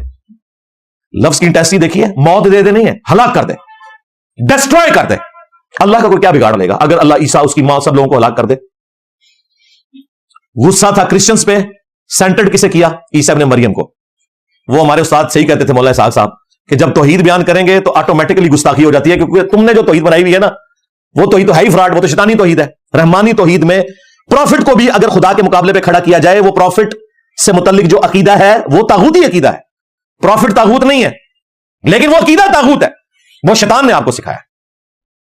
وہ نہ لو تسی طاغوت دا اے طاغوت سمجھاؤ تے میں تکنا کہ کیڑے میڈیا تے تہاڈی طاغوت دی ڈسکشن چلدی ہے، کیڑا ڈیجیٹل چینل ہے جڑا تانوں لیندا ہے طاغوت دی تشریح کرنے واسطے۔ وہ ممی ڈیڈی گلاں کرنیاں نے کردے رہو، اے سی والے کمرے میں بیٹھ کے پورا اسلامک نظام بے شک آپ نافذ کرتے ہیں کیمرے کے سامنے بیٹھ کے، وہ کرتے رہیں۔ چلیں یار ڈیجیٹل چھوڑ دیں، میں ان سارے لوگوں کو یہ کہتا ہوں یہ اپنے کمروں میں بیٹھ کے اپنے کیمرے کے سامنے نا یہ والی توحید بیان کرتے ہیں۔ آپ تو آسان کر دیا نا ٹیسٹ، یہ نہیں کر سکتے، اس سے مجمع چھٹتے ہیں، یہ کوئی بات کرتے ہی نہیں ہے، مجمع چھٹ جاتے ہیں۔ چلے ٹی وی کی ریکوائرمنٹ ڈفرنٹ ہے نا، اپنے وی لاگ بنا دو اور بتاؤ سب سے بڑا طاغوت یہ دین تصوف ہے، یہ بابوں کا دین ہے۔ توحید میں بھی کرپشن کی، اور چشتی رسول اللہ، تھانوی رسول اللہ، اور سب سے بڑا ان کا بابا غلام احمد قادیانی دجال ختم نبوت پہ بھی ٹاکا مار کے گئے۔ کرو بیان طاغوت، میں تکنا جناب کون طاغوت بیان کرنے دینا ہے؟ جناب میں نے کہا تھا نا کہ ختم نبوت کے کاپی رائٹس میرے پاس ہیں۔ تھانوی رسول اللہ، چشتی رسول اللہ پارٹی کو کوئی اختیار نہیں ہے کہ غلام احمد قادیانی دجال کو برا کہ تم سب ایک ہو۔ آج میں نئی اناؤنسمنٹ کر رہا ہوں، طاغوت کے اوپر بات کرنے کے بھی کاپی رائٹ صرف میرے پاس ہے، کیونکہ سب سے بڑا جو طاغوت ہے بابوں کا دین، شیطان کا دین، جس میں شرک ہے، جس میں رسول اللہ کی تعلیمات کی بجائے بابوں کی تعلیمات ہے، اس کے اوپر صرف میں بات کروں، کسی کی ضرورت نہیں۔ باقی تو کسٹوڈین ہے اس کے، وہ بات کہاں سے کرے، یہ کسٹوڈین ہے۔ لہذا طاغوت کو بیان کرنے کے کاپی رائٹس بھی صرف انجینئر صاحب کے پاس ہے، سیدھی سی بات ہے، چاہے آپ کو یہ بات بری لگے۔ اب اس لیول پہ اتر کے اگر آپ کو سمجھایا جا رہا ہے کہ اللہ تعالیٰ عیسیٰ، ان کی والدہ، سب لوگوں کو ہلاک کر دے، پھر آگے چل کے مل مسیح ابن مریم الا رسول، عیسیٰ ابن مریم تو نہیں تھے مگر ایک رسول، وَأُمُّهُ صدیقہ، اور ان کی ماں سچی عورت تھی۔ ان کے اوپر جو یہودیوں نے تہمت لگائی وہ بالکل غلط تھی۔ کانا یاکلان الطعام، لیکن دونوں کھانا کھایا کرتے تھے۔ ہائے ہائے ہائے، یہ وہ مثال ہے جو ایک پڑھے لکھے کو بھی سمجھ آئے اور ان پڑھ کو بھی، کہ جو روٹی کھانے کا محتاج ہو وہ خدا کیسے ہو سکتا ہے؟ خدا تو وہ ہے جو کھلاتا ہے، جو خود کھا کے زندہ ہو وہ خدا کیسے ہے؟ دونوں کھانا کھایا کرتے تھے۔ دیکھو ہم اپنی آیات کتنی کھول کھول کر بیان کر رہے ہیں، پھر انہیں دیکھو کہ کہاں الٹے پھرے جا رہے ہیں۔ قل اتعبدون من دون اللہ، اے نبی ان سے فرماؤ کیا تم اللہ کو چھوڑ کر عیسیٰ اور ان کی ماں کی عبادت کر رہے ہو، جو نہ تمہارے نقصان کے مالک ہیں نہ نفع کے، اور اللہ ہی سننے والا، علم والا ہے۔ یہ اللہ کی کوالٹی ہے کہ ہر مخلوق کا علم رکھے اور اس کی فریاد کو سن کے اس کی مصیبت کو حل کرے۔ اس آیت کے اندر اللہ تعالیٰ نے عیسیٰ ابن مریم کو من دون اللہ کہہ دیا، اور من دون اللہ بھی طاغوت ہیں جو اللہ کے مقابلے پہ کھڑے ہوئے ہیں۔ حالانکہ عیسیٰ ابن مریم من دون اللہ تو نہیں، وہ تو حزب اللہ ہے، لیکن چونکہ لوگوں نے انہیں بنا لیا، اللہ نے کہا من دون اللہ۔ یہاں پہ آپ کو صوفی بتا رہے ہوتے ہیں کہ من دون اللہ تو بت ہوتے ہیں، اور عیسیٰ ابن مریم کو من دون اللہ کہہ دیا قرآن میں۔ جاؤ اپنے اعلیٰ حضرت کا ترجمہ پڑھ لو، کہتے ہیں جی ٹھیک ہے من دون اللہ بھی مان لیتے ہیں، لیکن جو آپ یہ کہہ رہے ہیں نا کہ بزرگوں کی عبادت وہ تو کرسچنز کرتے ہیں، عیسیٰ ابن مریم کی عبادت ہم تو نہیں کرتے۔ ہم کہتے ہیں بالکل ٹھیک ہے، تم جسے عبادت سمجھ رہے ہو وہ تو نہیں کرتے، لیکن عبادت تو ایاک نعبد و ایاک نستعین ہے، دعا بھی صرف اللہ سے کرنی ہے۔ الدعاء هو العبادہ، نبی علیہ السلام فرمایا دعا ہی عبادت ہے، سنن نبی داؤد کے اندر، سنن نسائی میں۔ اور پھر حضور نے اپنی بات کی دلیل میں آیت پڑھی، ادعونی استجب لکم، اے میرے بندوں مجھ سے مانگو میں تمہاری دعاؤں کو قبول کروں گا، بے شک جو لوگ میری عبادت سے یعنی دعا کرنے سے تکبر کرتے ہیں میں انہیں ذلیل و خوار کر کے جہنم میں داخل کروں گا۔ سورہ المؤمن آیت نمبر 60 کی تلاوت کر کے حضور نے کہا قرآن پڑھ کے دیکھ لو، دعا ہی عبادت ہے، یعنی ایاک نستعین عبادت ہے، دعا صرف اللہ ہی سے۔ کہتے نہیں وہ ٹھیک ہے آپ کی بات یہ بھی مان لی، لیکن اللہ نے ان کو اختیار دیا ہوا ہے نا، اللہ کے بندے ہیں اس کے اختیار سے کر لیتے ہیں۔ ہم کہتے نہیں، ساتھ ہی اللہ نے فرمایا عیسیٰ اور ان کی ماں روٹی کھانے کے محتاج تھے، اس کے بعد کہا کہ عیسیٰ اور ان کی والدہ نہ تمہارے نقصان کی مالک ہے نہ نفع کی۔ یہ پیچھے پڑتے تھے، قل اتعبدون من دون اللہ، تم اللہ کے سوا ان ہستیوں کو پوج رہے ہو، کہتے ہیں ہم تو نہیں پوجتے، وہ تو کرسچن پوجتے ہیں۔ آگے چل، جو نہ تمہارے نقصان کے مالک ہیں نہ نفع کے، لہذا اگر آپ نے مان لیا کہ عبد القادر جیلانی یا مولا علی آپ کے نفع نقصان کے مالک ہیں، گویا آپ نے انہیں معبود مان لیا۔ یہ سب سے بڑا طاغوت ہے۔ انہیں کوئی طاغوت بیان کر کے دسے، لو سامو بولو طاغوت ہوتے ہو تسی۔ یہ جہاد جب تک آپ نہیں کرتے، ہمیں کوئی اسلامک نظام یہاں پاکستان میں نہیں چاہیے کہ جس کا کسٹوڈین وہ فرقہ ہو جو قبروں سے مانگتا ہے. انہوں نے تو ہماری نسلوں کو تباہ کر دینا ہے. انہوں نے تو کوئی بھی ننگی قبر دیکھنی ہے اس کے اوپر مزار بنا دینا ہے. انہوں نے آپ کی سلیبس کی کتابوں کے اندر ان بابوں کے واقعات ڈالنے ہیں. آپ کو صحابہ کرام اور اہل بیت نہیں سکھانے, بابوں کی تعلیمات سکھانی ہے. اللہ نہ کرے کہ کبھی کوئی ایسا اسلامک نظام اس ملک کے اندر آئے کہ جو ایک فرقے کا نظام ہو. اسی کے اگینسٹ میں نے وہ ٹرم ڈیوائز کی تھی, اسلامک سیکولرزم. فرقوں کا نظام نہیں چاہیے, اسلامک نظام چاہیے, پیور اسلامک نظام. اور اس کے لیے کوشش ہم کر رہے ہیں. جب تک لوگ عقیدہ توحید درست نہیں کرتے, اس کی آؤٹ پٹ کبھی بھی اسلامک نظام نہیں ہوگا, وہ بابوں کا دین ہوگا. کیونکہ جب یہ حکومت میں آئیں گے تو یہ آپ کو کہیں گے کہ آپ نے آج کے بعد داتا دربار نہیں جاننا مانگنے کے لیے. انہوں نے ان کے کوئی آباء و اجداد کی بھی قبریں ڈھونڈ ڈھونڈ کے نا دریافت کر کر کے ان کے اوپر بھی خطبے بنانے شروع کر دینے ہیں. ہم تو اللہ کی پناہ میں آتے ہیں اس قسم کے شرکیہ اسلامک نظام سے. یہ طاغوتی نظام ہوگا اسلام کے نام کے اوپر. اس سے اس وقت جو پاکستان کا پریزنٹ نظام ہے وہ بہت بہتر ہے. کم از کم فریڈم آف ایکسپریشن ہے, ہم لوگوں کو تو سکھا رہے ہیں. اب اینڈ پہ میں انشاءاللہ تعالی وہ 8 ریفرنسز آیات کے کور کروں گا جن میں اللہ تعالیٰ نے طاغوت کا ذکر کیا ہے. ویسے تو جو اصل طاغوت تھا وہ میں نے بیان کر دیا, لیکن ان کے لیے بھی نا ذرا ان کی بھی دل جوئی ہو جائے. یہ جو 2-4 آیتیں رٹے ہوئے ہیں اور وہ بیان کرتے ہیں, میں اس کی بھی تشریح کر لوں اور آپ کو بتاؤں کہ طاغوت کا مطلب کیا ہے. اللہ کے فضل سے پوری دنیا کے مسلمانوں کو طاغوت کا پتہ ہے. اس ٹرم کے ساتھ نہیں پتا, لیکن ویسے ان کو پتا ہے. جب میں اسے بریف کروں گا تو آپ کہیں گے ہمیں باتیں پتہ ہے, ہمیں صرف ٹرم نہیں پتا تھی.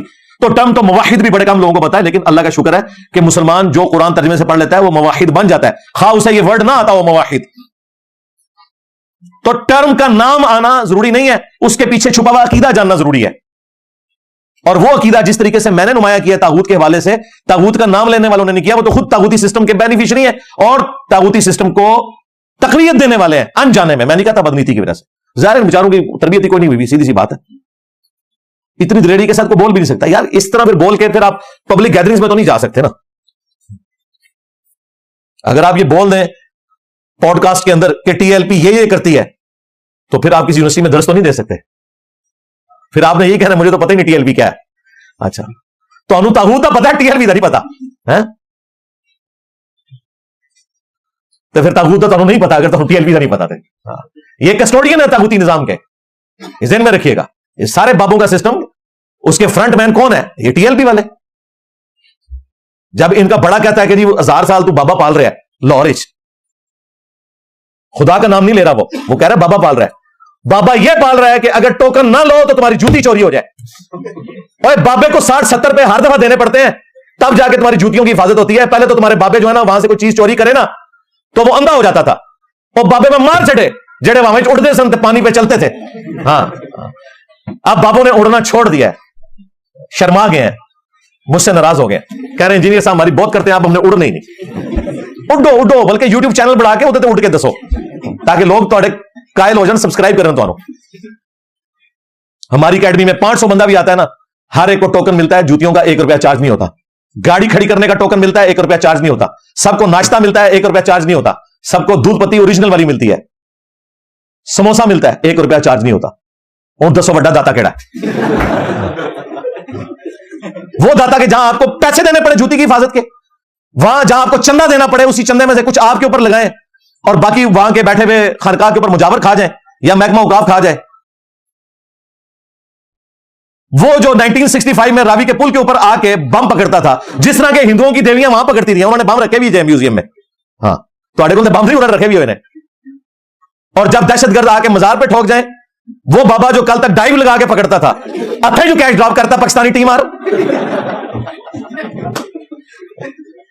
ان پتہ لگا پاکستانی ٹیم کو کیش پہ چھوڑ دینے, بابے بھی نہیں پکڑ سکتے, انہوں نے کتوں پکڑے. تو میں 8 مقامات انشاءاللہ تعالیٰ کور کروں گا جہاں پہ طاغوت کا ورڈ آیا, اور اس کے ساتھ آپ کو ہر چیز انشاءاللہ تعالیٰ کھل کے سامنے آ جائے گی. پہلے اس لفظ کو سمجھ لیں, اس کا جو روٹ ورڈ ہے وہ طغا ہے. سورہ طٰہٰ کے اندر حضرت موسیٰ اور ہارون علیہ السلام کو جب اللہ تعالیٰ نے فرعون کے پاس بھیجا تو فرمایا اذهبا الى فرعون انه طغى, تم دونوں فرعون کی طرف چلے جاؤ, بے شک وہ سرکش ہو گیا ہے. طغا کہتے ہیں سرکشی کو, یہ روٹ ورڈ ہے. اسی سے طغیانی, طاغوت, یہ تمام ورڈ اسی سے نکلے. سرکش کون ہوتا ہے؟ جو اپنی حد سے باہر نکل جائے. سمندر میں یا دریاؤں میں طغیانی کس وقت آتی ہے؟ جب وہ اپنی باؤنڈری سے باہر نکلے. اللہ کی بنائی ہوئی حدود سے جب کوئی باہر نکلے تو وہ طاغوت بن جاتا ہے. چاہے وہ کوئی نظام ہو, کوئی پرسنالٹی ہو, شیطان ہو, کوئی دجال ہو یا دجالی نظام ہو, یہ سب کے سب طاغوت ہے. سورۃ النساء کی آیت نمبر 51 کے کانٹیکسٹ میں, جسے میں بعد میں ترتیب میں کور کروں گا, میں نے ایک انٹلیکچوئل ترتیب رکھی ہے, میں فی الوقت آپ کو طاغوت کا معنی بتا رہا ہوں. صحیح بخاری کے اندر ایک حدیث موجود ہے سورۃ النساء کی آیت نمبر 51 کے کانٹیکسٹ میں, جس میں طاغوت اور جبت یہ دو ورڈ آئے تھے.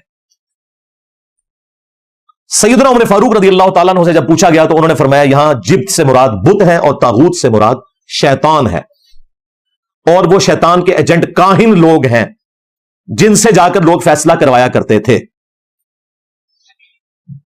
نبی اسلام نے مدینے میں ایک ریاست قائم کر لی تھی جس کے ہیڈ آپ تھے, چیف جسٹس بھی آپ تھے, حکمران بھی آپ تھے, اور مسلمان ہو یا نان مسلم وہ اپنے فیصلے آپ سے کرواتے تھے, کیونکہ آج والا عدالتی نظام موجود نہیں تھا, قبائلی سسٹم تھا, اس میں ایک بڑا ہونا ضروری تھا, اور وہ نبی اسلام تھے, اور یہ پورے کنسنسس کے ساتھ ہوا تھا. اس کے پیچھے 2-3 سال کی محنت تھی, پھر نبی اسلام کو مدینہ شریف بلایا گیا اور انہوں نے کہا ٹھیک ہے آپ ہمارے حکمران ہیں. اس کے باوجود جب انہوں نے اپنی مرضی کا کوئی فیصلہ لینا ہوتا تھا تو ان کائنوں کے پاس جاتے تھے, انسانوں میں چھپے ہوئے شیاطین کے پاس جاتے تھے.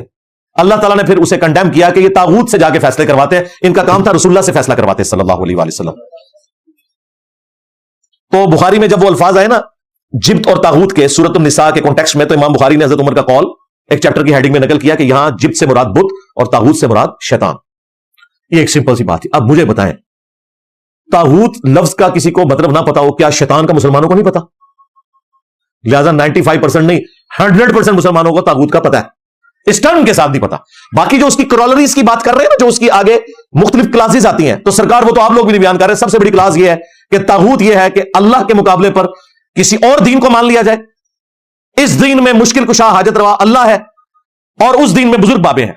اس میں آپ کا رہنما محمد رسول اللہ ہے جن کی قبر مدینے میں ہے صلی اللہ علیہ وسلم, اور اس دین میں ان کے بابے جو تعلیمات دیتے ہیں نا وہ دین ہے. باقی ساری چیزیں چھوٹی ہیں, اور ان بزرگوں نے اسلامک سزائیں بھی کوئی نہیں نافذ کی. اسلام میں جو سزائیں ہیں حدود اللہ ہیں, جن کو یہ طاغوت کہتے ہیں, طاغوتی نظام آ گیا, اسلامک سزائیں نافذ نہیں ہے. صوفیاء نے کون سی اسلامی سزائیں نافذ کی ہیں؟ اسلام میں تو یہ ہے کہ اگر کسی نے قتل کیا ہے اس کے بدلے میں اسے قتل کیا جائے گا یا بلڈ منی لی جائے گی. اور تصوف میں یہ ہے کہ قتل کیا یا نہیں کیا, نگاہ مار کے مرید ساڑ دینا ہے. اسلامی سزا ہے. یہ عبد القادر جیلانی نے اپنا مرید ساڑیا سی اسلامی سزا دیتی سی. اسلامی سزا تو نہیں کہ نگاہ مار کے مرید ساڑ دینا. تھی لو صاحب محفوظ ساڑے کو جی کر لیں, میرا دماغ تو پتہ بہت کام کرتا ہے اللہ کے فضل سے. اسلام کی سزا یہ ہے, دین تصوف میں ہے کہ نگاہ مار کے مریض ساڑ دو. وہ مریض جو پوری زندگی صرف اس لیے آپ کے ساتھ اٹیچ ہوا ہے کہ اپنی آخرت بنائے گا, وہ دنیا بھی برباد کر بیٹھا. نہ صرف دنیا, بابے کی آخرت بھی لے گیا, کیونکہ اس نے ایک ناحق بندے کو قتل کر دیا. اور سورۃ النساء میں اللہ تعالیٰ نے فرمایا جس نے ایک مومن کو ناحق قتل کیا وہ ہمیشہ کے لیے جہنم میں. لو جی, بابے نے کہ آخرت بنانی سی, وہ بابے نے بھی نہ لے گیا. ایک کہتے ہیں بابا جی کہتے ہیں کہ ہم اپنے سارے مریدوں کو جنت میں لے کے جائیں گے, اور ایک مریض بابے نے بھی لے گیا. اگر یہ بات ٹھیک ہے تو, کیونکہ آپ نے نقل کی ہے, باپا جانی نے یہ اپنے کتابچے میں نقل کی ہے, اور لاہور کا ایک چھوٹو مولوی ہے اس نے یہ واقعہ ویڈیو میں بیان کر کے دفاع کیا ہے. شیخ عبد القادر جیلانی کو کچھ لوگ ملنے کے لیے آئے, تو جب ان کے پاس پہنچے تو ان کا ایک جو غلام تھا اس نے لوٹا جو رکھا تو لوٹے کی ٹوٹی قبلہ کی طرف نہیں کی. تو شیخ عبد القادر جیلانی غوث پاک سرکار رضی اللہ تعالیٰ عنہ کو اس پر ملال ہوا, تو آپ نے جلال سے اس کی طرف دیکھا تو وہ آپ کی نگاہ کی تاب نہ لاتے ہوئے جاں بحق ہو گیا. آپ کوئی بھاگ نہیں سکتا کہ میں کوئی جھوٹا الزام لگا رہا ہوں کہ انجینئر صاحب کتابیں بدل گئی ہیں. نہ ایک کتاب ہے وہ نہیں بدلے آیا.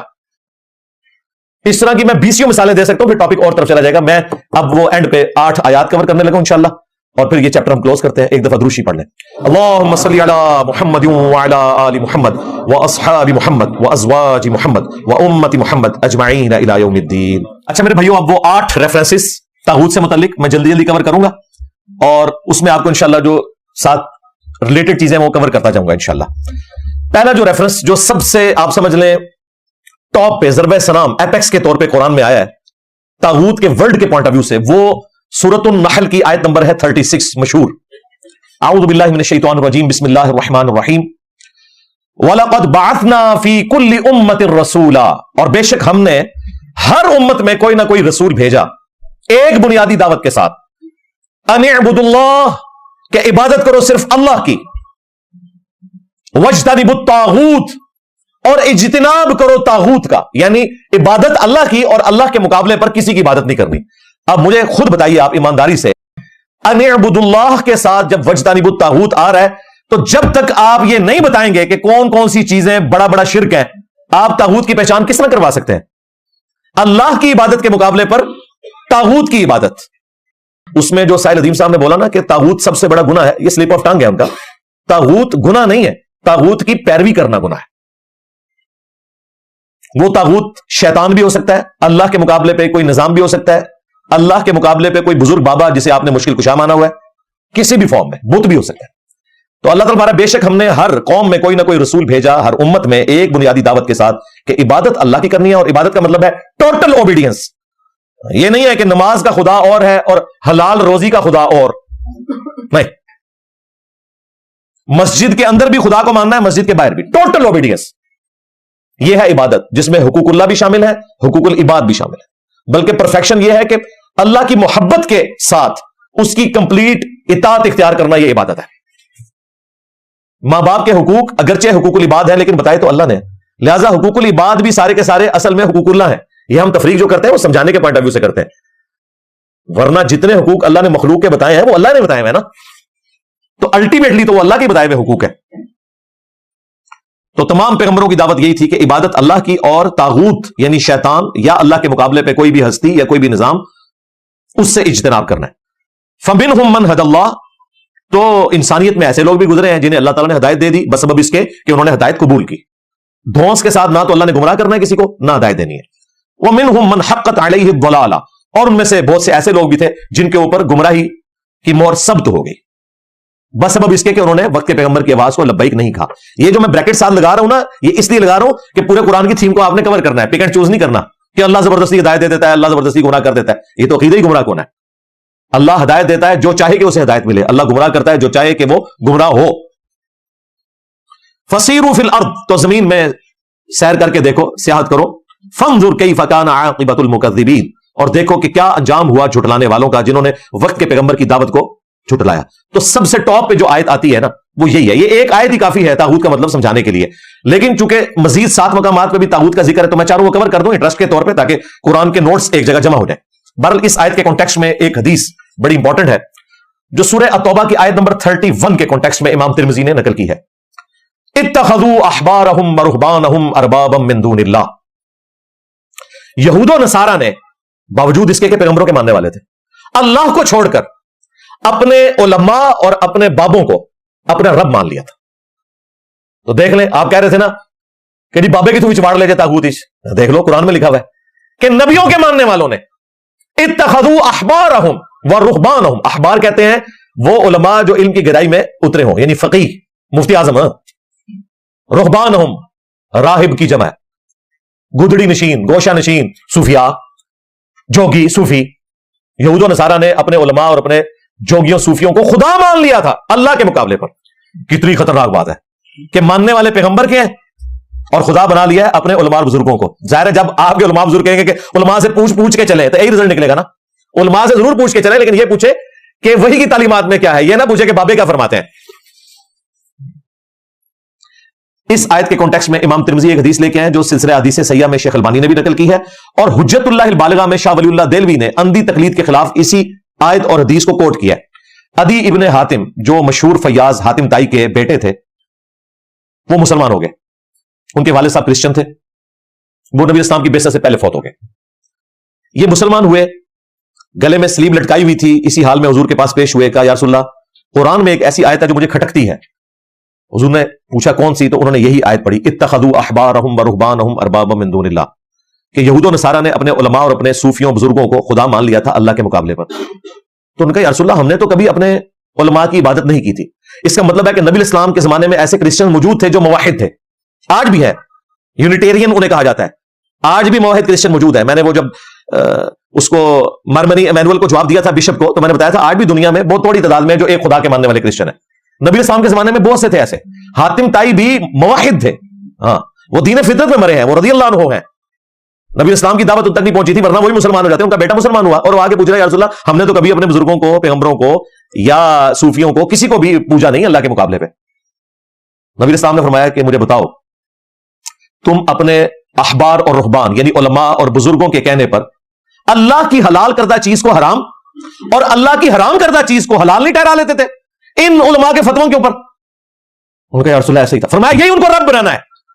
شریعت کا کسٹوڈین اللہ ہے اور اس کی اجازت سے پیغمبر وہ پیغام امت تک پہنچاتے ہیں. پیغمبروں کے علاوہ اگر کوئی بندہ بڑے سے بڑا بزرگ اپنا لطف فرائی کرنے کی کوشش کرے گا وہ گمراہی کا دروازہ کھولے گا.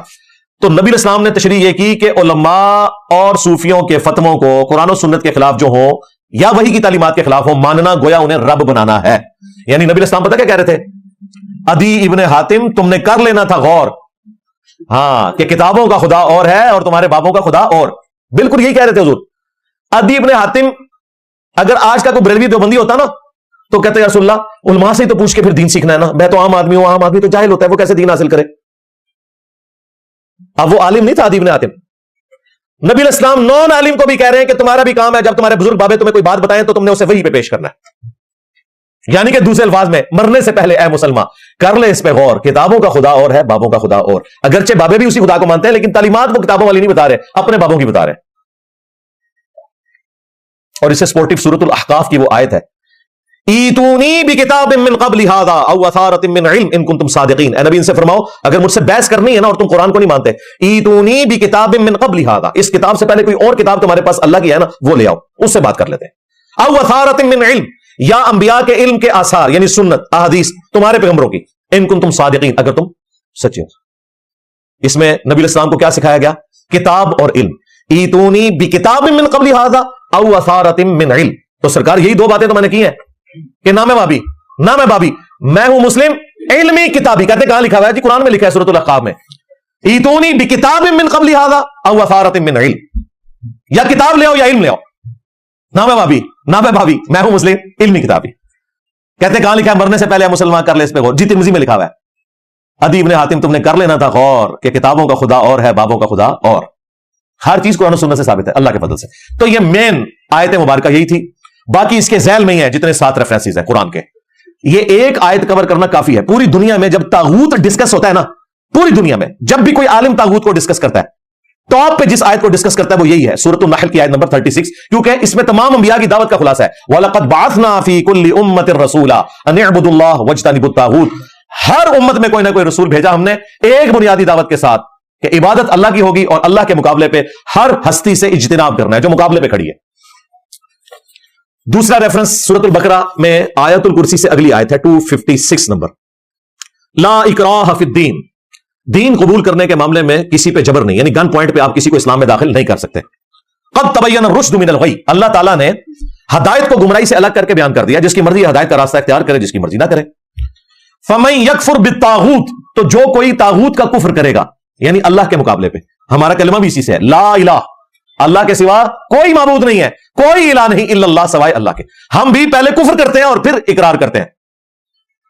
فمن یکفر بالطاغوت، تو جو طاغوت کا کفر کرے یعنی اللہ کے مقابلے پہ کھڑی ہوئی ہستیوں کا، خواہ وہ شیاطین ہو یا کوئی نظام ہو. وَيُؤْمِن بِاللَّهِ، اور ایمان لائے اللہ پر. فَقَدِ اسْتَمْسَكَ بِالْعُرْوَةِ الْوُثْقَىٰ، تو اس نے ایک ایسا مضبوط کڑا پکڑ لیا ہے لَا انفصام لَهَا، کہ وہ کبھی ٹوٹنے والا نہیں. اسی کانٹیکسٹ میں بخاری مسلم میں ایک حدیث ہے، عبداللہ ابن سلام جو پہلے یہودی عالم تھے، انہوں نے خواب دیکھا کہ ایک بہت خوبصورت باغ ہے، اس کے درمیان میں ایک لوہے کا بہت بڑا ستون ہے جو آسمان تک ہے. اور وہ کہتے ہیں کہ مجھے کسی نے خواب میں ندا دی کہ تم اس ستون پہ اوپر چڑھ جاؤ. تو میں نے کہا میرے میں اتنی طاقت نہیں ہے، یہ تو آسمان تک ہے. تو پھر اس غیبی آواز نے میری مدد کی اور میں ستون پہ چڑھنا شروع ہوا. کرتے کرتے میں اس کے ٹاپ پہ پہنچا تو وہاں ایک بہت بڑا کنڈا تھا، ہینڈل تھا، میں نے اسے پکڑ لیا. اور اس کے بعد آنکھ کھل گئی عبداللہ بن سلام کی. نبی علیہ السلام سے آ کے اپنا خواب بیان کیا. نبی علیہ السلام نے فرمایا کہ یہ جو تم نے ستون دیکھا نا، یہ اللہ کا دین اسلام ہے جس کو تم نے مضبوطی سے پکڑ لیا ہے. اس خواب میں تمہارے لیے بشارت ہے کہ تم مرتے دم تک ایمان پر قائم رہو گے. یہ جو حدیث ہے بخاری اور مسلم کی عبداللہ ابن سلام کے بارے میں، اس حدیث کی وجہ سے ان کے بارے میں مشہور تھا کہ اگر کسی نے زمین پہ پلانٹ ارتھ پہ چلتا پھرتا جنتی دیکھنا ہے جس کے ایمان کی گارنٹی رسول اللہ نے دی ہے، یعنی وہ ادر دین بڑے صحابہ کے خلفائے راشدین، وہ تو خیر ان کا تو اعلیٰ درجے کا ایمان ہے، باقیوں کی بات ہو رہی ہے، تو وہ عبداللہ ابن سلام ہے. لوگ صرف ان کی زیارت کے لیے آتے تھے کہ حضور نے انہیں گارنٹی دی ہوئی ہے. وہاں پہ یہی الفاظ ہے کہ وہ ایک کڑا ایسا پکڑ لیا جو کبھی ٹوٹنے والا نہیں. واللہ سمیع علیم، اور اللہ ہی سننے والا ہے، علم والا ہے. 2 ریفرنس ہو گئے. تیسرا ریفرنس بھی سورۃ البقرہ میں ہے، اس سے اگلی آیت. اللہ ولی الذین آمنوا، اللہ تو ولی ہے اہل ایمان کا، پشت پناہ ہے، مددگار ہے. اور کیسی پشت پناہی کرتا ہے؟ یخرجہم من الظلمات الی النور، وہ انہیں نکالتا ہے گمراہیوں کے اندھیروں سے ہدایت کی روشنی کی طرف. کل میں نے ایک ٹی وی پروگرام دیکھ رہا، وہ طاغوت کو ڈسکس کرتے ہوئے یہ آیت پڑھ رہا ہوں، پتہ اس نے کیا ترجمہ کیا ہے؟ اللہ کے ولی وہ ہیں جو لوگوں کو گمراہیوں سے نکالتے ہیں روشنی کی طرف. اللہ کے انہیں ولی کا ترجمہ کیا تھا، اپنے ولی بناتے ہیں. یہ اللہ کہہ رہا تھا کہ میں ولی ہوں اہل ایمان کا، میں نکالتا ہوں انہیں. ولی جتنے بھی لفظ ہے نا، حالانکہ قرآن میں شیطان کے جو اولیاء ہیں ان کے لیے بھی ہے من دونہ اولیاء. اسی لیے مجھے غصہ چڑھتا نہیں، کہتے نہیں انجینئر صاحب اولیاء کو نہیں مانتے ہیں. میں کہتا ہوں بالکل میں آپ کے اولیاء کو مانتا ہوں کہ وہ اولیاء تھے، من دونہ ہی اولیاء، اولیاء اللہ نہیں، کیونکہ وہ بھی ولی نے. یار اور یہ ایک ٹی وی چینل پہ بیٹھ کے، کس ٹی وی چینل پہ جو آج کل وہ ایک ماڈرن ایک بچہ سا صوفی لانچ کیا نا، کلین شیو، انہوں نے وہ بونگیاں مارے آ کے مزید بابوں کو بے عزت کروانے کے لیے. اسی چینل پہ ایک اور انہوں نے کلین شیو بندہ بٹھایا ہے، وہ اے آیت پڑھ کے نا ساحل الدین صاحب نے جواب دے رہا سی، اور ایک کہہ رہا سی کہ اللہ کے اولیاء جو ہے نا وہ نکالتے ہیں. اے آیت پہ پڑھتا ہے، اے ٹوٹل انہاں دا علمی لیول جے. میں قرآن کا ترجمہ کر سکتا ہوں، اس کے باوجود میں نے جو آیات اپنے سامنے رکھی ہوتی ہیں نا وہ ترجمے کے ساتھ رکھی ہوتی ہیں، انجانے میں بھی کوئی مس ہینڈلنگ نہ ہو جائے. پھر بھی میں ہمیشہ کہتا ہوں کہ میں بالمفہوم بیان کر رہا ہوں، ورڈ بائی ورڈ نہیں کر رہا، نہ ایک زبان دوسری زبان میں ورڈ بائی ورڈ ٹرانسلیٹ ہو سکتی ہے، بالمفہوم ہوگی. والذین کفروا، اور جو کافر ہیں، اولیاؤہم الطاغوت، ان کے جو حمایتی ہیں وہ شیاطین ہیں. جس طرح اللہ اہل ایمان کا حمایتی ہے نا، طاغوت حمایتی ہے ایسے لوگوں کا جو کہ اللہ سے کفر کرتے ہیں، یعنی شیاطین، شیطانی نظام. یخرجونہم من النور الی الظلمات، اور یہ شیطان طاغوت جو ہیں، یہاں دیکھیں طاغوت جمع کے صیغے کے اعتبار سے بھی آ گیا. یہ شیاطین طاغوت نکالتے ہیں انہیں ہدایت کی روشنی سے گمراہی کے اندھیروں کی طرف. آپ دیکھیں اللہ تعالیٰ نے ہدایت کو ہمیشہ سنگولر صیغے میں ذکر کیا ہے اور گمراہی کو جمع کے صیغے میں. یہاں کہتے ہیں سارے بزرگوں کے طریقے حق پہ، ہم کہتے ہیں نہیں، حق پہ ایک ہے، اہدنا الصراط المستقیم. کہتے ہیں آگے پڑھو، آگے پڑھو، ترجمہ صحیح کرو، صراط الذین انعمت علیہم، راستہ ان لوگوں کا جن پر تیرا انعام ہوا. راستے نہیں، راستہ. اور راستہ کون سا؟ اہدنا الصراط المستقیم، جو رسول اللہ کو عطا ہوا. تو اس کا اپروپریٹ ترجمہ یہ بنا کہ اے اللہ ہمیں رسول اللہ کے راستے پر چلا، کہ جس راستے پہ چل کے تیرے بندے انعام یافتہ قرار پائے، خواہ وہ صحابہ ہوں، اہل بیت ہوں. یہ مطلب ہے اس کا. یہ کہتے ہیں بابوں کے راستے پہ چلنا شروع کر دو. اور نبی اسلام نے صراط مستقیم کو خود بریف کیا ہے. یہ میں آیت مکمل کر دوں پھر آپ کو وہ حدیث سناتا ہوں. اولئک اصحاب النار، تو یہ ہیں جہنمی، طاغوت کے راستے پہ چلنے والے، شیاطین کے پیچھے چلنے والے. ہم فیہا خالدون، وہ اس میں رہیں گے ہمیشہ ہمیش. اللہم لا تجعلنا منہم، اللہم اجرنا من النار. اب وہ حدیث سنیں قرآن کی آیت کے کانٹیکسٹ میں. سورۃ الانعام کی آیت نمبر 153 نبی اسلام نے تلاوت کی. زمین پر ایک سیدھی لکیر کھینچی اور پھر آپ نے قرآن کی آیت تلاوت کی، اس پہ انگلی رکھ کے وَأَنَّ هَذَا صِرَاطِي مُسْتَقِيمًا فَاتَّبِعُوهُ، اور یہ کہ یہ ہے میرا سیدھا راستہ، پس اسی کی پیروی کرنا. وَلَا تَتَّبِعُوا السُّبُلَ، اور ارد گرد کے راستوں کی پیروی نہ کرنا. اسی حدیث میں آتا ہے حضور نے درمیان میں سیدھی لکیر کھینچی، دو ٹیڑھی لکیریں اس طرف، دو اس طرف، یعنی چاروں ہی حق پہ ہوئی. اس میں ان چاروں کا قصور نہیں ہے. ان چاروں کے نام پہ جو بدعت جاری کی سلطنت عثمانیہ نے 1517 سے 1917 تک کے کعبے کی جمعیت کو توڑا. 4 مسلح 4 اماموں کے نام پہ، حنفی، شافعی، مالکی، حنبلی. اور کہتے ہیں چاروں امام حق میں، نماز ایک دوسرے کے پیچھے پڑھتے کوئی نہیں تھے. اماموں کا قصور نہیں ہے، جس طرح عیسیٰ ابن مریم کا کوئی قصور نہیں، کرسچنز کا قصور ہے. یہاں پہ اماموں کا قصور نہیں، ان کے نام پہ فرقے بنانے والوں کا قصور ہے. ابن ماجہ میں کہ 4 لکیریں کھینچی، اگرچہ اس کی سند میں کلام ہے لیکن وہ سپورٹیو ہے کیونکہ مسند احمد والی سند بالکل درست ہے. چند ٹیڑھی لکیریں اس طرف، چند اس طرف. اور حضور نے کہا یہ ہے میرا سیدھا راستہ جو اللہ تعالیٰ نے مجھے عطا کیا، اس کی پیروی کرو. ولا تتبعوا السبل، ارد گرد کے راستوں کی پیروی نہ کرنا، وہ تمہیں اللہ تعالیٰ کے راستے سے بہکا دیں گے. یہ ہے وہ چیز جس کی اللہ تمہیں وصیت کرتا ہے تاکہ تم ڈر سکو. پھر نبی اسلام نے فرمایا یہ جو میرا راستہ ہے یہ اللہ کی طرف لے جانے والا ہے، اور یہ ارد گرد ٹیڑھے راستے ہیں، ہر راستے پہ ایک شیطان بیٹھا ہوا ہے. یہ جو آیا تھا نا کہ کئی شیاطین کو اللہ نے طاغوت کہا، یہ سارے طاغوت کے راستے ہیں. لہٰذا نبی اسلام کا راستہ وہ ہے جو قرآن و سنت کا راستہ ہے. ان کے علاوہ جو بھی راستہ ہے وہ طاغوت کا راستہ ہے، خواہ وہ نبی کی فیور میں گھڑا گیا ہو یا نبی کے خلاف گھڑا گیا ہو. جب تک وہ سپورٹیو نہیں ہوگا قرآن و سنت سے، وہ طاغوت کا راستہ. یہ 3 ریفرنسز ہو گئے جی. چوتھا سورۃ النساء کی آیت نمبر 76، الذین آمنوا یقاتلون فی سبیل اللہ، جو اہل ایمان ہیں وہ اللہ کی راہ میں جہاد کرتے ہیں. والذین کفروا، اور جو کفر اختیار کرنے والے ہیں، یقاتلون فی سبیل الطاغوت، وہ طاغوت کے راستے میں جہاد کرتے ہیں. اس لیے دیکھیں اعلیٰ حضرت احمد بریلوی صاحب نے، میرے سامنے یہ ان کا ترجمہ رکھا ہے کنز الایمان، انہوں نے جہاں جہاں طاغوت لفظ آیا نا اس کا ترجمہ شیطان کیا اور بالکل ٹھیک کیا. یہاں پہ بھی انہوں نے یہی ترجمہ کیا کہ وہ شیطان کے راستے میں جہاد کرتے ہیں. فقاتلوا اولیاء الشیطان، پس قتال کرو شیطان کے اولیاء کے ساتھ. لبیک اللہم لبیک، میں کر رہا ہوں شیطان دے اولیاء نال جہاد.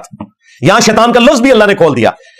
پیچھے ذکر کیا کہ جو کافر ہیں وہ طاغوت کے راستے میں قتال کرتے ہیں. اے مسلمانوں فقاتلوا اولیاء الشیطان، شیطان کے ان اولیاء کے ساتھ قتال کرو. لہذا شیطان جو حضرت عمر کا قول میں نے بخاری سے پیش کیا، طاغوت کا مطلب شیطان ہے، وہ قرآن میں آ گیا سورۃ النساء کی آیت نمبر 76 میں. ان کید الشیطان کان ضعیفا، بے شک شیطان کا داؤ بڑا کمزور ہوتا ہے. بظاہر بڑا طاقتور نظر آ رہا تھا، کتنی ان بابیاں دی تمکنت ہوندی سی، سارے ڈرے ہوئے سن، نہ نہیں سن لیندے، کیسا پون کے رکھ چھڑیا. جنہ تنظیموں دے نام نہیں، ایک سیاسی تنظیم نے توہین مذہب کے نام پہ، اور نسوئے تو ہے سیاسی تنظیم، اسٹیبلشمنٹ کی پالتو یہ تنظیم جو پولیٹیکل گورنمنٹس کو کمزور کرنے کے لیے بنائی گئی. اور آج جب قتل عام ہو رہا ہے تو سب زیادہ پسو اسٹیبلشمنٹ کو پڑے ہوئے ہیں کہ جناب یہ کیا مصیبت ہم نے اپنے گلے ڈال لی تھی.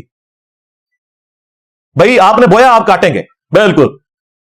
ایک وہ دہشت گرد تنظیم تھی کراچی کے اندر جو ان کے بڑے ڈکٹیٹر نے لانچ کی. بعد میں جب کئی شہادتیں ہوئی ہمارے فوجیوں کی تو کہتے ہیں ہم شہادتیں دے رہے ہیں. سرکار یہ آپ اپنے بزرگوں کی غلطیوں کا خمیازہ بھگت رہے ہیں. یہ سارے آپ نے لانچ کیے تھے، شہادتیں آپ کو ہی دینی پڑیں گی، یہ ہم نے لانچ نہیں کیے تھے. لہذا آج یہ جو مصیبت آپ کے گلے پڑی ہے نا TLP کی شکل میں، یہ آپ نے ان کو قانون کے کٹہرے میں لے کے آنا ہے. اس وقت تو بیٹھ کے نوٹ بانٹ رہے تھے فیض آباد میں 2017 میں، لیکن ظلم ہے وہ نوٹ بانٹنے والا گھر بیٹھا ہوا ہے اور یہ مصیبت ہمارے گلے ڈال کے چلے گئے. تو شیطان کے جو داؤ پیچ ہیں بڑے کمزور ہیں. 5واں ریفرنس یہ وہ آیت ہے جس کے کانٹیکسٹ میں حضرت عمر کا قول لیا امام بخاری نے صحیح بخاری میں کہ جبت سے مراد بت ہے اور طاغوت سے مراد شیطان ہے. پھر باقی ساری چیزیں شیطانی سسٹم. آپ کا نفس بھی طاغوت ہو سکتا ہے. سورۃ الجاثیہ میں نہیں آیا افرائیت من اتخذ الہہ ہوا، بھلا اس شخص کو دیکھا جس نے اپنی خواہش نفس کو اپنا معبود بنا لیا. جب کوئی شخص نفس کی پیروی کرتے ہوئے گناہ کبیرہ کرتا ہے اور اللہ کے احکامات کو پس پش ڈالتا ہے، اس ایک لمحے میں اس کا نفس اس کا خدا ہوتا ہے. کسی کا سٹیٹس اس کا خدا بن جاتا ہے، کسی کا پروفیشن اس کا خدا بن جاتا ہے. اور ہماری پولیٹیکل جماعتوں کے جو لیڈر ہیں نا، پرائم منسٹر کی پوسٹ ان کی خدا بنی ہوئی ہے، وہ ان کے لیے طاغوت بنی ہوئی ہے. جس کے لیے انہیں اسٹیبلشمنٹ کے چاہے تلوے بھی چاٹنے پڑے یہ چاٹتے ہیں. اور جب انہیں نکالا جاتا ہے تو یہ پھر ووٹ کو عزت دو کی بات کرتے ہیں، جب نکالا جاتا ہے تو آئین کے لیے جہاد کی بات کرتے ہیں، جب بیچ میں ہوتے ہیں تو سیم پیج کی بات کرتے ہیں. یہ ٹوٹل ان کا دین ایمان ہے. اب میں یہ وہ باتیں کر رہا ہوں جو ساحل ندیم صاحب سننا چاہتے ہیں.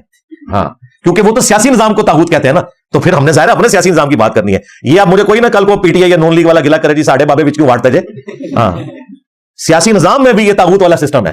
آپ کی عدلیہ بھی طاغوت ہوگی اگر وہ انصاف نہیں کرے گی، آپ کی اسٹیبلشمنٹ بھی طاغوت ہوگی اگر وہ ظلم کا بازار گرم کرے گی، آپ کی مذہبی جماعتیں بھی طاغوت ہوں گی اگر وہ توہین مذہب کے نام کے اوپر لوگوں پہ ظلم کریں گی، آپ کے مذہبی پیشوا بھی طاغوت ہوں گے اگر قرآن و سنت کے نام کے اوپر وہ اپنی سٹوریاں اپنے بزرگوں کی کہانیاں بیچیں گے. یہ سارے کے سارے طاغوت بنیں گے. سیدھی سی بات ہے. یہ وہ آیت ہے جی جس کے کانٹیکسٹ میں امام بخاری نے حضرت عمر کا قول لیا طاغوت کے حوالے سے کہ شیطان ہے. سورۃ النساء نمبر 51. الم تر الی الذین اوتوا نصیبا من الکتاب، کیا تم نے ان لوگوں کو نہیں دیکھا کہ جنہیں کتاب کا کچھ حصہ دیا گیا تھا، یعنی لوح محفوظ کا کچھ حصہ، تورات اور آسمانی صحائف یعنی اہل کتاب کا، اور اس میں اسپیسیفکلی یہودیوں کا ذکر ہو رہا ہے کہ اس بڑی کتاب کا کچھ حصہ انہیں بھی دیا گیا تھا. یہاں پہ کتاب سے مراد لوح محفوظ ہے اور اس کا کچھ حصہ جو مراد ہے تورات. ہمیں بھی اس کتاب کا کچھ حصہ ملا ہے، فائنل ٹیسٹمنٹ قرآن. انہیں اولڈ ٹیسٹمنٹ، کرسچنز کو نیو ٹیسٹمنٹ، ہمیں فائنل ٹیسٹمنٹ قرآن. یہ سب اسی کتاب کا کچھ حصہ ہے. تم نے دیکھا کہ ان یہودی لوگ جن کو کتاب کا کچھ حصہ دیا گیا تھا، اب مساق مدینہ تھا، مدینہ شریف میں یہ طے پایا تھا کہ نبی الاسلام ہی چیف جسٹس ہیں. وہاں وہ اس طرح کا عدالتی نظام تو نہیں تھا، یہ فیصلے کریں گے، حکمران بھی ہیں، چیف جسٹس بھی ہیں. یہ پوسٹ ایک ہی ہوا کرتی تھی جب تک اسلام کا پولیٹیکل سسٹم بعد میں نہیں بنا. تو یہ یہودی اگرچہ آپ کی سرداری تسلیم کر چکے ہیں مساق مدینہ کے تحت، اس کے باوجود یؤمنون بالجبت والطاغوت، اصل میں یہ ایمان لائے ہوئے ہیں بت کے اوپر اور طاغوت کے اوپر یعنی شیطان کے اوپر. وہ کیسے ایمان لائے ہوئے؟ نبی الاسلام کے آنے سے پہلے مدینہ شریف میں کاہن ہوا کرتے تھے، یہ جادوگر قسم کے لوگ. ان کے بارے میں جس طرح آپ کے بزرگوں کے بارے میں مشہور ہے ان کے پاس کوئی غیبی طاقتیں ہیں، ان کے بارے میں مشہور تھا ان کے پاس کوئی ایسی غیبی طاقتیں ہیں کہ خدا انہیں ڈائریکٹ بتا دیتا ہے. تو وہ فیصلہ ان سے کرواتے تھے اور یہ سمجھتے تھے کہ اللہ انہیں بتا رہا ہے. بھئی جب اللہ کا پیغمبر دنیا میں موجود ہوگا تو کسی کاہن کی چل سکتی ہے؟ وہ تو جھوٹا ریپرزینٹیٹو بنا ہوا ہے، اصل ریپرزینٹیٹو تو پیغمبر ہے. یہ جو جھوٹے ریپرزینٹیٹو تھے نا کاہن لوگ، ان کو اللہ تعالیٰ نے کہا طاغوت. کل وہ ہمارے قریبی دوست ہیں ڈاکٹر تیمور صاحب جو پاکستان میں سیکولرز کے نمائندہ ہیں، انہوں نے بڑی اچھا ایک چھوٹا ویلاگ بنایا، انہوں نے بھیجا ارشاد بھائی کے تھرو. اس سے پہلے میں دیکھ چکا تھا، میں نے نیچے کامنٹس بھی کیے. ماشاءاللہ انہوں نے بڑی اچھی ورکنگ کی. انہوں نے طاغوت کو بائی ڈیفینیشن، ظاہر ایک ٹیچر ہے وہ پڑھاتے ہیں لمز میں پڑھاتے ہیں، ہاں انہوں نے باقاعدہ قرآن سے وہ آیات لی, اس کے کانٹیکسٹ میں جو تفسیریں ہیں وہ دیکھی. انہوں نے سٹارٹ اسی سے لیا ہے, سورہ النساء کی آیت نمبر 51. اور انہوں نے بتایا کہ جو زمانے میں کاہن ہوا کرتے تھے, لوگ ان سے فیصلہ کرواتے تھے, جبکہ مسلمانوں کا ٹریٹی یہ ہوا تھا کہ اب اوورال حکمران نبی الاسلام ہے, ان کے پاس فیصلے کے لیے آئیں گے. وہ کسی عالم کو کوٹ کر رہے تھے, میں تو اب آپ کو اوریجنل ٹیکسٹ بتا رہا ہوں نا, کہ یہ بخاری میں لکھا ہوا ہے, حضرت عمر کا قول ہے کہ یہ کاہنوں سے جا کے فیصلے کرواتے تھے نبی الاسلام کی موجودگی کے باوجود. حالانکہ انہوں نے میثاق مدینہ میں مان لیا تھا کہ یہودیوں اور مسلمانوں کے مشترکہ رہنما ہے رسول اللہ صلی اللہ علیہ وسلم. یہ کوئی نبی الاسلام دھون زبردستی سے نہیں چاہ رہے تھے کہ مجھے حاکم مانے, یہ انہوں نے مان لیا ہوا تھا پہلے, اس کے باوجود یہ دو نمبری کرتے تھے. وَيَقُولُونَ لِلَّذِينَ كَفَرُوا, اور یہ کافروں کو یہ کہتے ہیں یا ان کے حق میں یہ کہتے ہیں, هَؤُلَاءِ أَهْدَىٰ مِنَ الَّذِينَ آمَنُوا سَبِيلًا, کہ یہ جو بت پرست کاہن ہے نا, مشرک, یہ مسلمانوں سے زیادہ ہدایت یافتہ ہے. توبہ توبہ توبہ توبہ. یہودی پیغمبروں کے ماننے والے, مسلمان جو 17 مہینے تک بخاری میں آتا ہے یروشلم کی طرف نماز پڑھتے رہے. موسیٰ علیہ السلام کا نام سب سے زیادہ قرآن میں ہے پیغمبروں کے ناموں میں سے, اور یہودیوں کو پتا ہے کہ مسلمان حضرت موسیٰ کو مانتے ہیں, یہ بت پرست تو مانتے ہی نہیں. اس کے باوجود دشمنی کتنی, وہ کہتے تھے بت پرست تو پھر بھی ہدایت میں ہے, مسلمان ہدایت پہ نہیں. یہ وہی ہے جو مولوی کہتے ہیں کہ انجینئر صاحب جو ہے نا یہ زیادہ گمراہ ہے سیکولر سے بھی. ہاں, اہل حدیث کہتے ہیں یہ بریلوی دیوبندیوں سے بھی زیادہ گمراہ ہے. حالانکہ اہل حدیثوں سے پوچھو, اللہ کے بندو, تمہاری مسجدوں میں اس وقت آدھے جو نمازی ہیں ہمارے اسٹوڈنٹس ہیں. اہل حدیث اور شیعہ کی سب کانٹیننٹ میں کیا اوقات تھی یہ آپ سب کو پتا ہے. یہ ہمارے پلیٹ فارم سے انہیں سر اٹھانے کا کوئی ایک حوصلہ ملا ہے, ادروائز ان کی کیا اوقات ہے. یہ مسجد میں گھس جائیں تو لوگ مسجد دلواتے تھے. ان کا امام کعبہ ہے, اس کے پیچھے یہ لوگ نماز نہیں پڑھتے. شیعہ تو چلے پڑھ لیتے ہیں, ان کا تو ایک فقہی مسئلہ علیحدہ سے, بریلوی نہیں پڑھتے. اور پہلے یہ کہتے تھے کہ جی توحید اصل مسئلہ ہے. انجینئر صاحب جیسی توحید تو تمہارے ابن تیمیہ کی بھی نہیں تھی, وہ تو سماع موتا کے عقیدے کو مانتا تھا. اب تمہارے لیے جو مامو جان سب سے آگے ہو گئے, پورا دین مامو کے گرد گھوم رہا ہے, جس طرح کہ یہودیوں کا پورا دین بچڑے کے گرد. وہ اس لیے گھومتا تھا قرآن میں کہ بچڑے کی محبت انہیں پلا دی گئی تھی, انہیں بنو امیہ کی محبت پلا دی گئی ہے, اور ابھی پلائی گئی ہے. کچھ عرصہ پہلے تک صرف توحید ہی بیان کرتے تھے. یہ ان کا حال وہی علماء یہود والا ہوا. یہ کہتے ہیں انجینئر صاحب سے بریلوی دیوبندی اور شیعہ بہتر ہے, بلکہ وہ کہتے ہیں غامدی صاحب تو پھر بھی متانت سے بات کرتے ہیں. اور غامدی نے تمہاری منجی نہیں ٹھوکی, میں منجی ٹھوک دیتی ہے اصل. دیکھیں میری برکت سے غامدی صاحب کو بھی انہوں نے سپیس دیا ہے, جسے کل تک کہتے تھے منکرین حدیث ہے, یہود و نصارہ کا ایجنٹ ہے. جو نماز رفع الیدین سے پڑھ رہا ہے, جو توحید صحیح بیان کر رہا ہے, جو مزارات کی مذمت کر رہا ہے, بابوں کے دین کی مذمت کر رہا ہے, وہ زیادہ گمراہ ہے. اور جو ان کے عقیدے کے بالکل خلاف, جو لوگ انہیں کافر سمجھتے ہیں بلکہ سورہ سور سمجھتے ہیں, وہ ایک تسبیح میں پروئے گئے ہیں. یہ دیکھیں, یہ وہ یہودی والی مینٹالٹی ہے. یہودی کہتے تھے مسلمانوں سے تو یہ مشرک بت پرست بہتر ہے.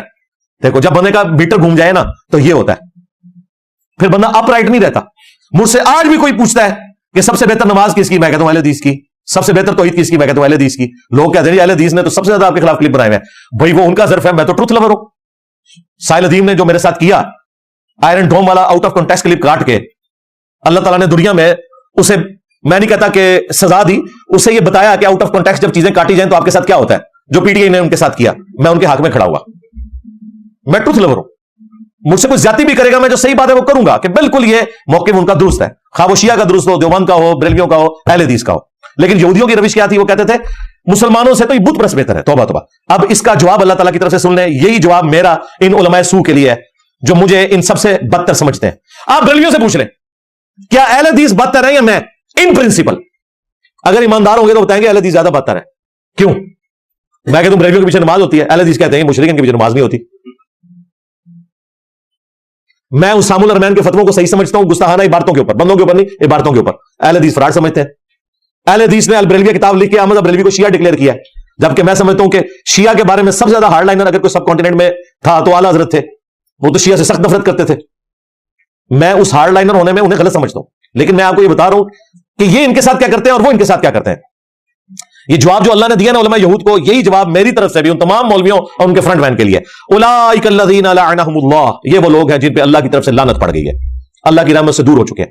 ومن یلعن اللہ, اور جسے اللہ ہی لعنتی کر دے, فلن تجد لہ نصیرا, تو پھر وہ اپنا مددگار کسی کو نہیں پا سکتا. کہتے ہیں مولویوں کو کیا ہوا ہے, لعنت پہ گئی ہے, اے ہو گیا. میری مخالفت کی وجہ سے نہیں, یاد رکھیے گا, میں اپنی ذات کی خاطر میں نے ایڈوانس میں سب کو معاف کیا ہوا ہے. لیکن ہمارے پلیٹ فارم یا اس دعوت حق کے بارے میں جو بھونکے گا, تو میں سمجھتا ہوں کہ چونکہ ہم ختم نبوت کی برکت سے کسٹوڈین ہیں ٹرو اسلام کے, اس دعوت حق کے بارے میں جو بھونکے گا نا, اس کے لیے پھر یہی جواب ہوگا. مجھے جو کہنا ہے کہ میں نے آج تک جواب نہیں دیا, میرے ماں باپ کو گالیاں دیتے ہیں یہ, میں نے کبھی جواب نہیں دیا. لیکن جب دعوت حق میں بولیں گے پھر میں کوئی نہیں, میں سیدھا تھوڑے ہینڈلز کو پکڑنا ہے. تھوڑی اسٹیبلشمنٹ ہے یعنی صوفیہ, سیدھا اتنے ہاتھ پانا میں. ریفرنس نمبر 6, یہاں پہ بھی طاغوت کا ذکر ہے, سورہ المائدہ. قل هل انبئکم بشر من ذلک, اے نبی سے فرماؤ میں تمہیں اس سے بھی بری چیز بتا دوں. یہ جیوز اور کرسچنز کو ایڈریس کیا جا رہا ہے, جو تم نے پیغمبروں کے خلاف اپنے عقائد اڈاپٹ کیے ہوئے ہیں اور جو گمراہی پھیلائی ہوئی ہے, اس کے اگینسٹ اللہ تعالیٰ فرما رہا ہے مثوبۃ عند اللہ, جو اللہ کے ہاں اس سے بھی زیادہ بدتر ہے. بل لعنہ اللہ, وہ لوگ جن پہ اللہ کی لعنت ہوئی, یعنی تمہارے بزرگان دین یہودی, اصحاب سبت, وغضب علیہ, اور ان پہ اللہ کا غضب, وجعل منہم القردۃ والخنازیر, اور وہ لوگ جنہیں اللہ تعالیٰ نے بندر اور سور بنا دیا, وعبد الطاغوت, اور شیطان کے پجاری.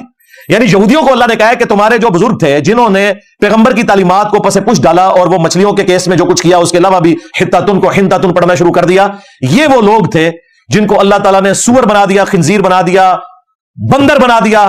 اور اللہ تعالیٰ کہہ رہا ہے یہ کون تھے تمہارے بزرگان دین؟ عبد الطاغوت, شیطان کے عبادت گزار, طاغوت کی پوجا کرنے والے. حالانکہ ماننے والے اللہ کے تھے لیکن شریعت بدل دی ہوئی تھی. اولئک شر مکانا واضل عن سواء السبیل, یہ وہ لوگ ہیں کہ جن کا ٹھکانہ سب سے زیادہ برا ہونے والا ہے اور وہ سیدھے راستے سے بہک چکے ہیں. سیکنڈ لاسٹ ریفرنس 7 نمبر, سورہ الزمر میں اللہ تعالیٰ نے فرمایا اہل ایمان جو طاغوت سے اجتناب کرنے والے ہیں, والذین اجتنبوا الطاغوت, وہ لوگ جو طاغوت سے اجتناب کرتے ہیں, اللہ کے مقابلے پہ کھڑی ہوئی ہستیوں سے, شیاطین سے, اس نظام سے, ان یعبدوہا, کہ وہ اس کی پوجا کریں. وہ تو پوجا کرتے ہیں اللہ کی, طاغوت کی نہیں کرتے. وانابوا الی اللہ, اور اللہ کی طرف رجوع لاتے ہیں. لہم البشرا, ان کے لیے ہے خوشخبری. فبشر عباد, تو اے نبی خوشخبری سنا دو میرے ان بندوں کو. کون لوگ؟ الذین یستمعون القول, کہ جب وہ بات سنتے ہیں تو کان لگا کر سنتے ہیں. فیتبعون احسنہ, اور جو بات ان سے کی جا رہی ہوتی ہے اس کی جو سب سے احسن پہلو ہوتا ہے اس کی پیروی کرتے ہیں. یعنی دنیا میں آپ کو جو فائدہ مند چیز ہوتی ہے نا, آپ ہمیشہ اس کے لیے کوشش کرتے ہیں, صرف ڈیٹم لیول پہ کامیاب ہونے کی کوشش نہیں کرتے.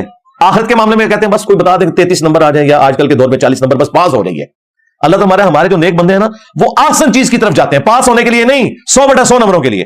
اولئک الذین ھداھم اللہ, یہ وہ لوگ ہیں جنہیں اللہ تعالیٰ نے ہدایت دی ہے بسبب اس کے کہ وہ خود طلبگار تھے, یہ امپلائڈ ہے اس میں. واولئک ھم اولو الالباب, اور یہی ہیں جو اصل میں عقل والے ہیں. ایک کہتے ہیں تو عشق دے چلے نمبر لے گئے عقل والے ہیں, ان جی عمرہ گالیاں. اللہ تعالیٰ ہمارے عقل والے وہ ہیں جو کہ پیروی کرتے ہیں پیغمبروں کی, اور پیغمبر کے مقابلے پہ جو طاغوت ہیں ان سے اجتناب کرتے ہیں, اللہ کی وحی کی پیروی کرتے ہیں. آخری حوالہ طاغوت کا 8واں, سورہ النساء کی آیت نمبر 60. الم تر الی الذین یزعمون انہم آمنوا, کیا تم نے نہیں دیکھا ان لوگوں کی طرف جو یہ زوم رکھتے ہیں, اپنے گمان میں وہ یہ سمجھتے ہیں کہ وہ ایمان لانے والے ہیں. بما انزل الیک, اس کتاب پہ جو تمہاری طرف ہے محبوب نازل ہوئی صلی اللہ علیہ وآلہ وسلم. وما انزل من قبلک, اور جو تم سے پہلے کتابیں نازل ہوئی. اب ظاہر ہے اس سے مراد وہ منافقین ہیں جو یہودیوں سے مسلمان ہوئے لیکن قانوناً اندر سے وہ منافق تھے, اور دعویٰ یہ کرتے تھے ہم تو موسیٰ علیہ السلام کی کتاب کو بھی مانتے ہیں اور رسول اللہ کو بھی پیغمبر مانتے ہیں. لیکن ان کا پول کیسے کھلتا تھا؟ یریدون ان یتحاکموا الی الطاغوت, وہ چاہتے ہیں کہ اپنے فیصلے طاغوت سے کروائیں. یعنی وہاں پہ جو وہ کاہن موجود تھے ان کو پتا تھا کہ اگر حضور کے پاس گئے تو انصاف سے فیصلہ ہوگا, اور یہودیوں کا تو اصول یہ تھا کہ اشرافیہ کے لیے اور قانون, عام لوگوں کے لیے اور قانون.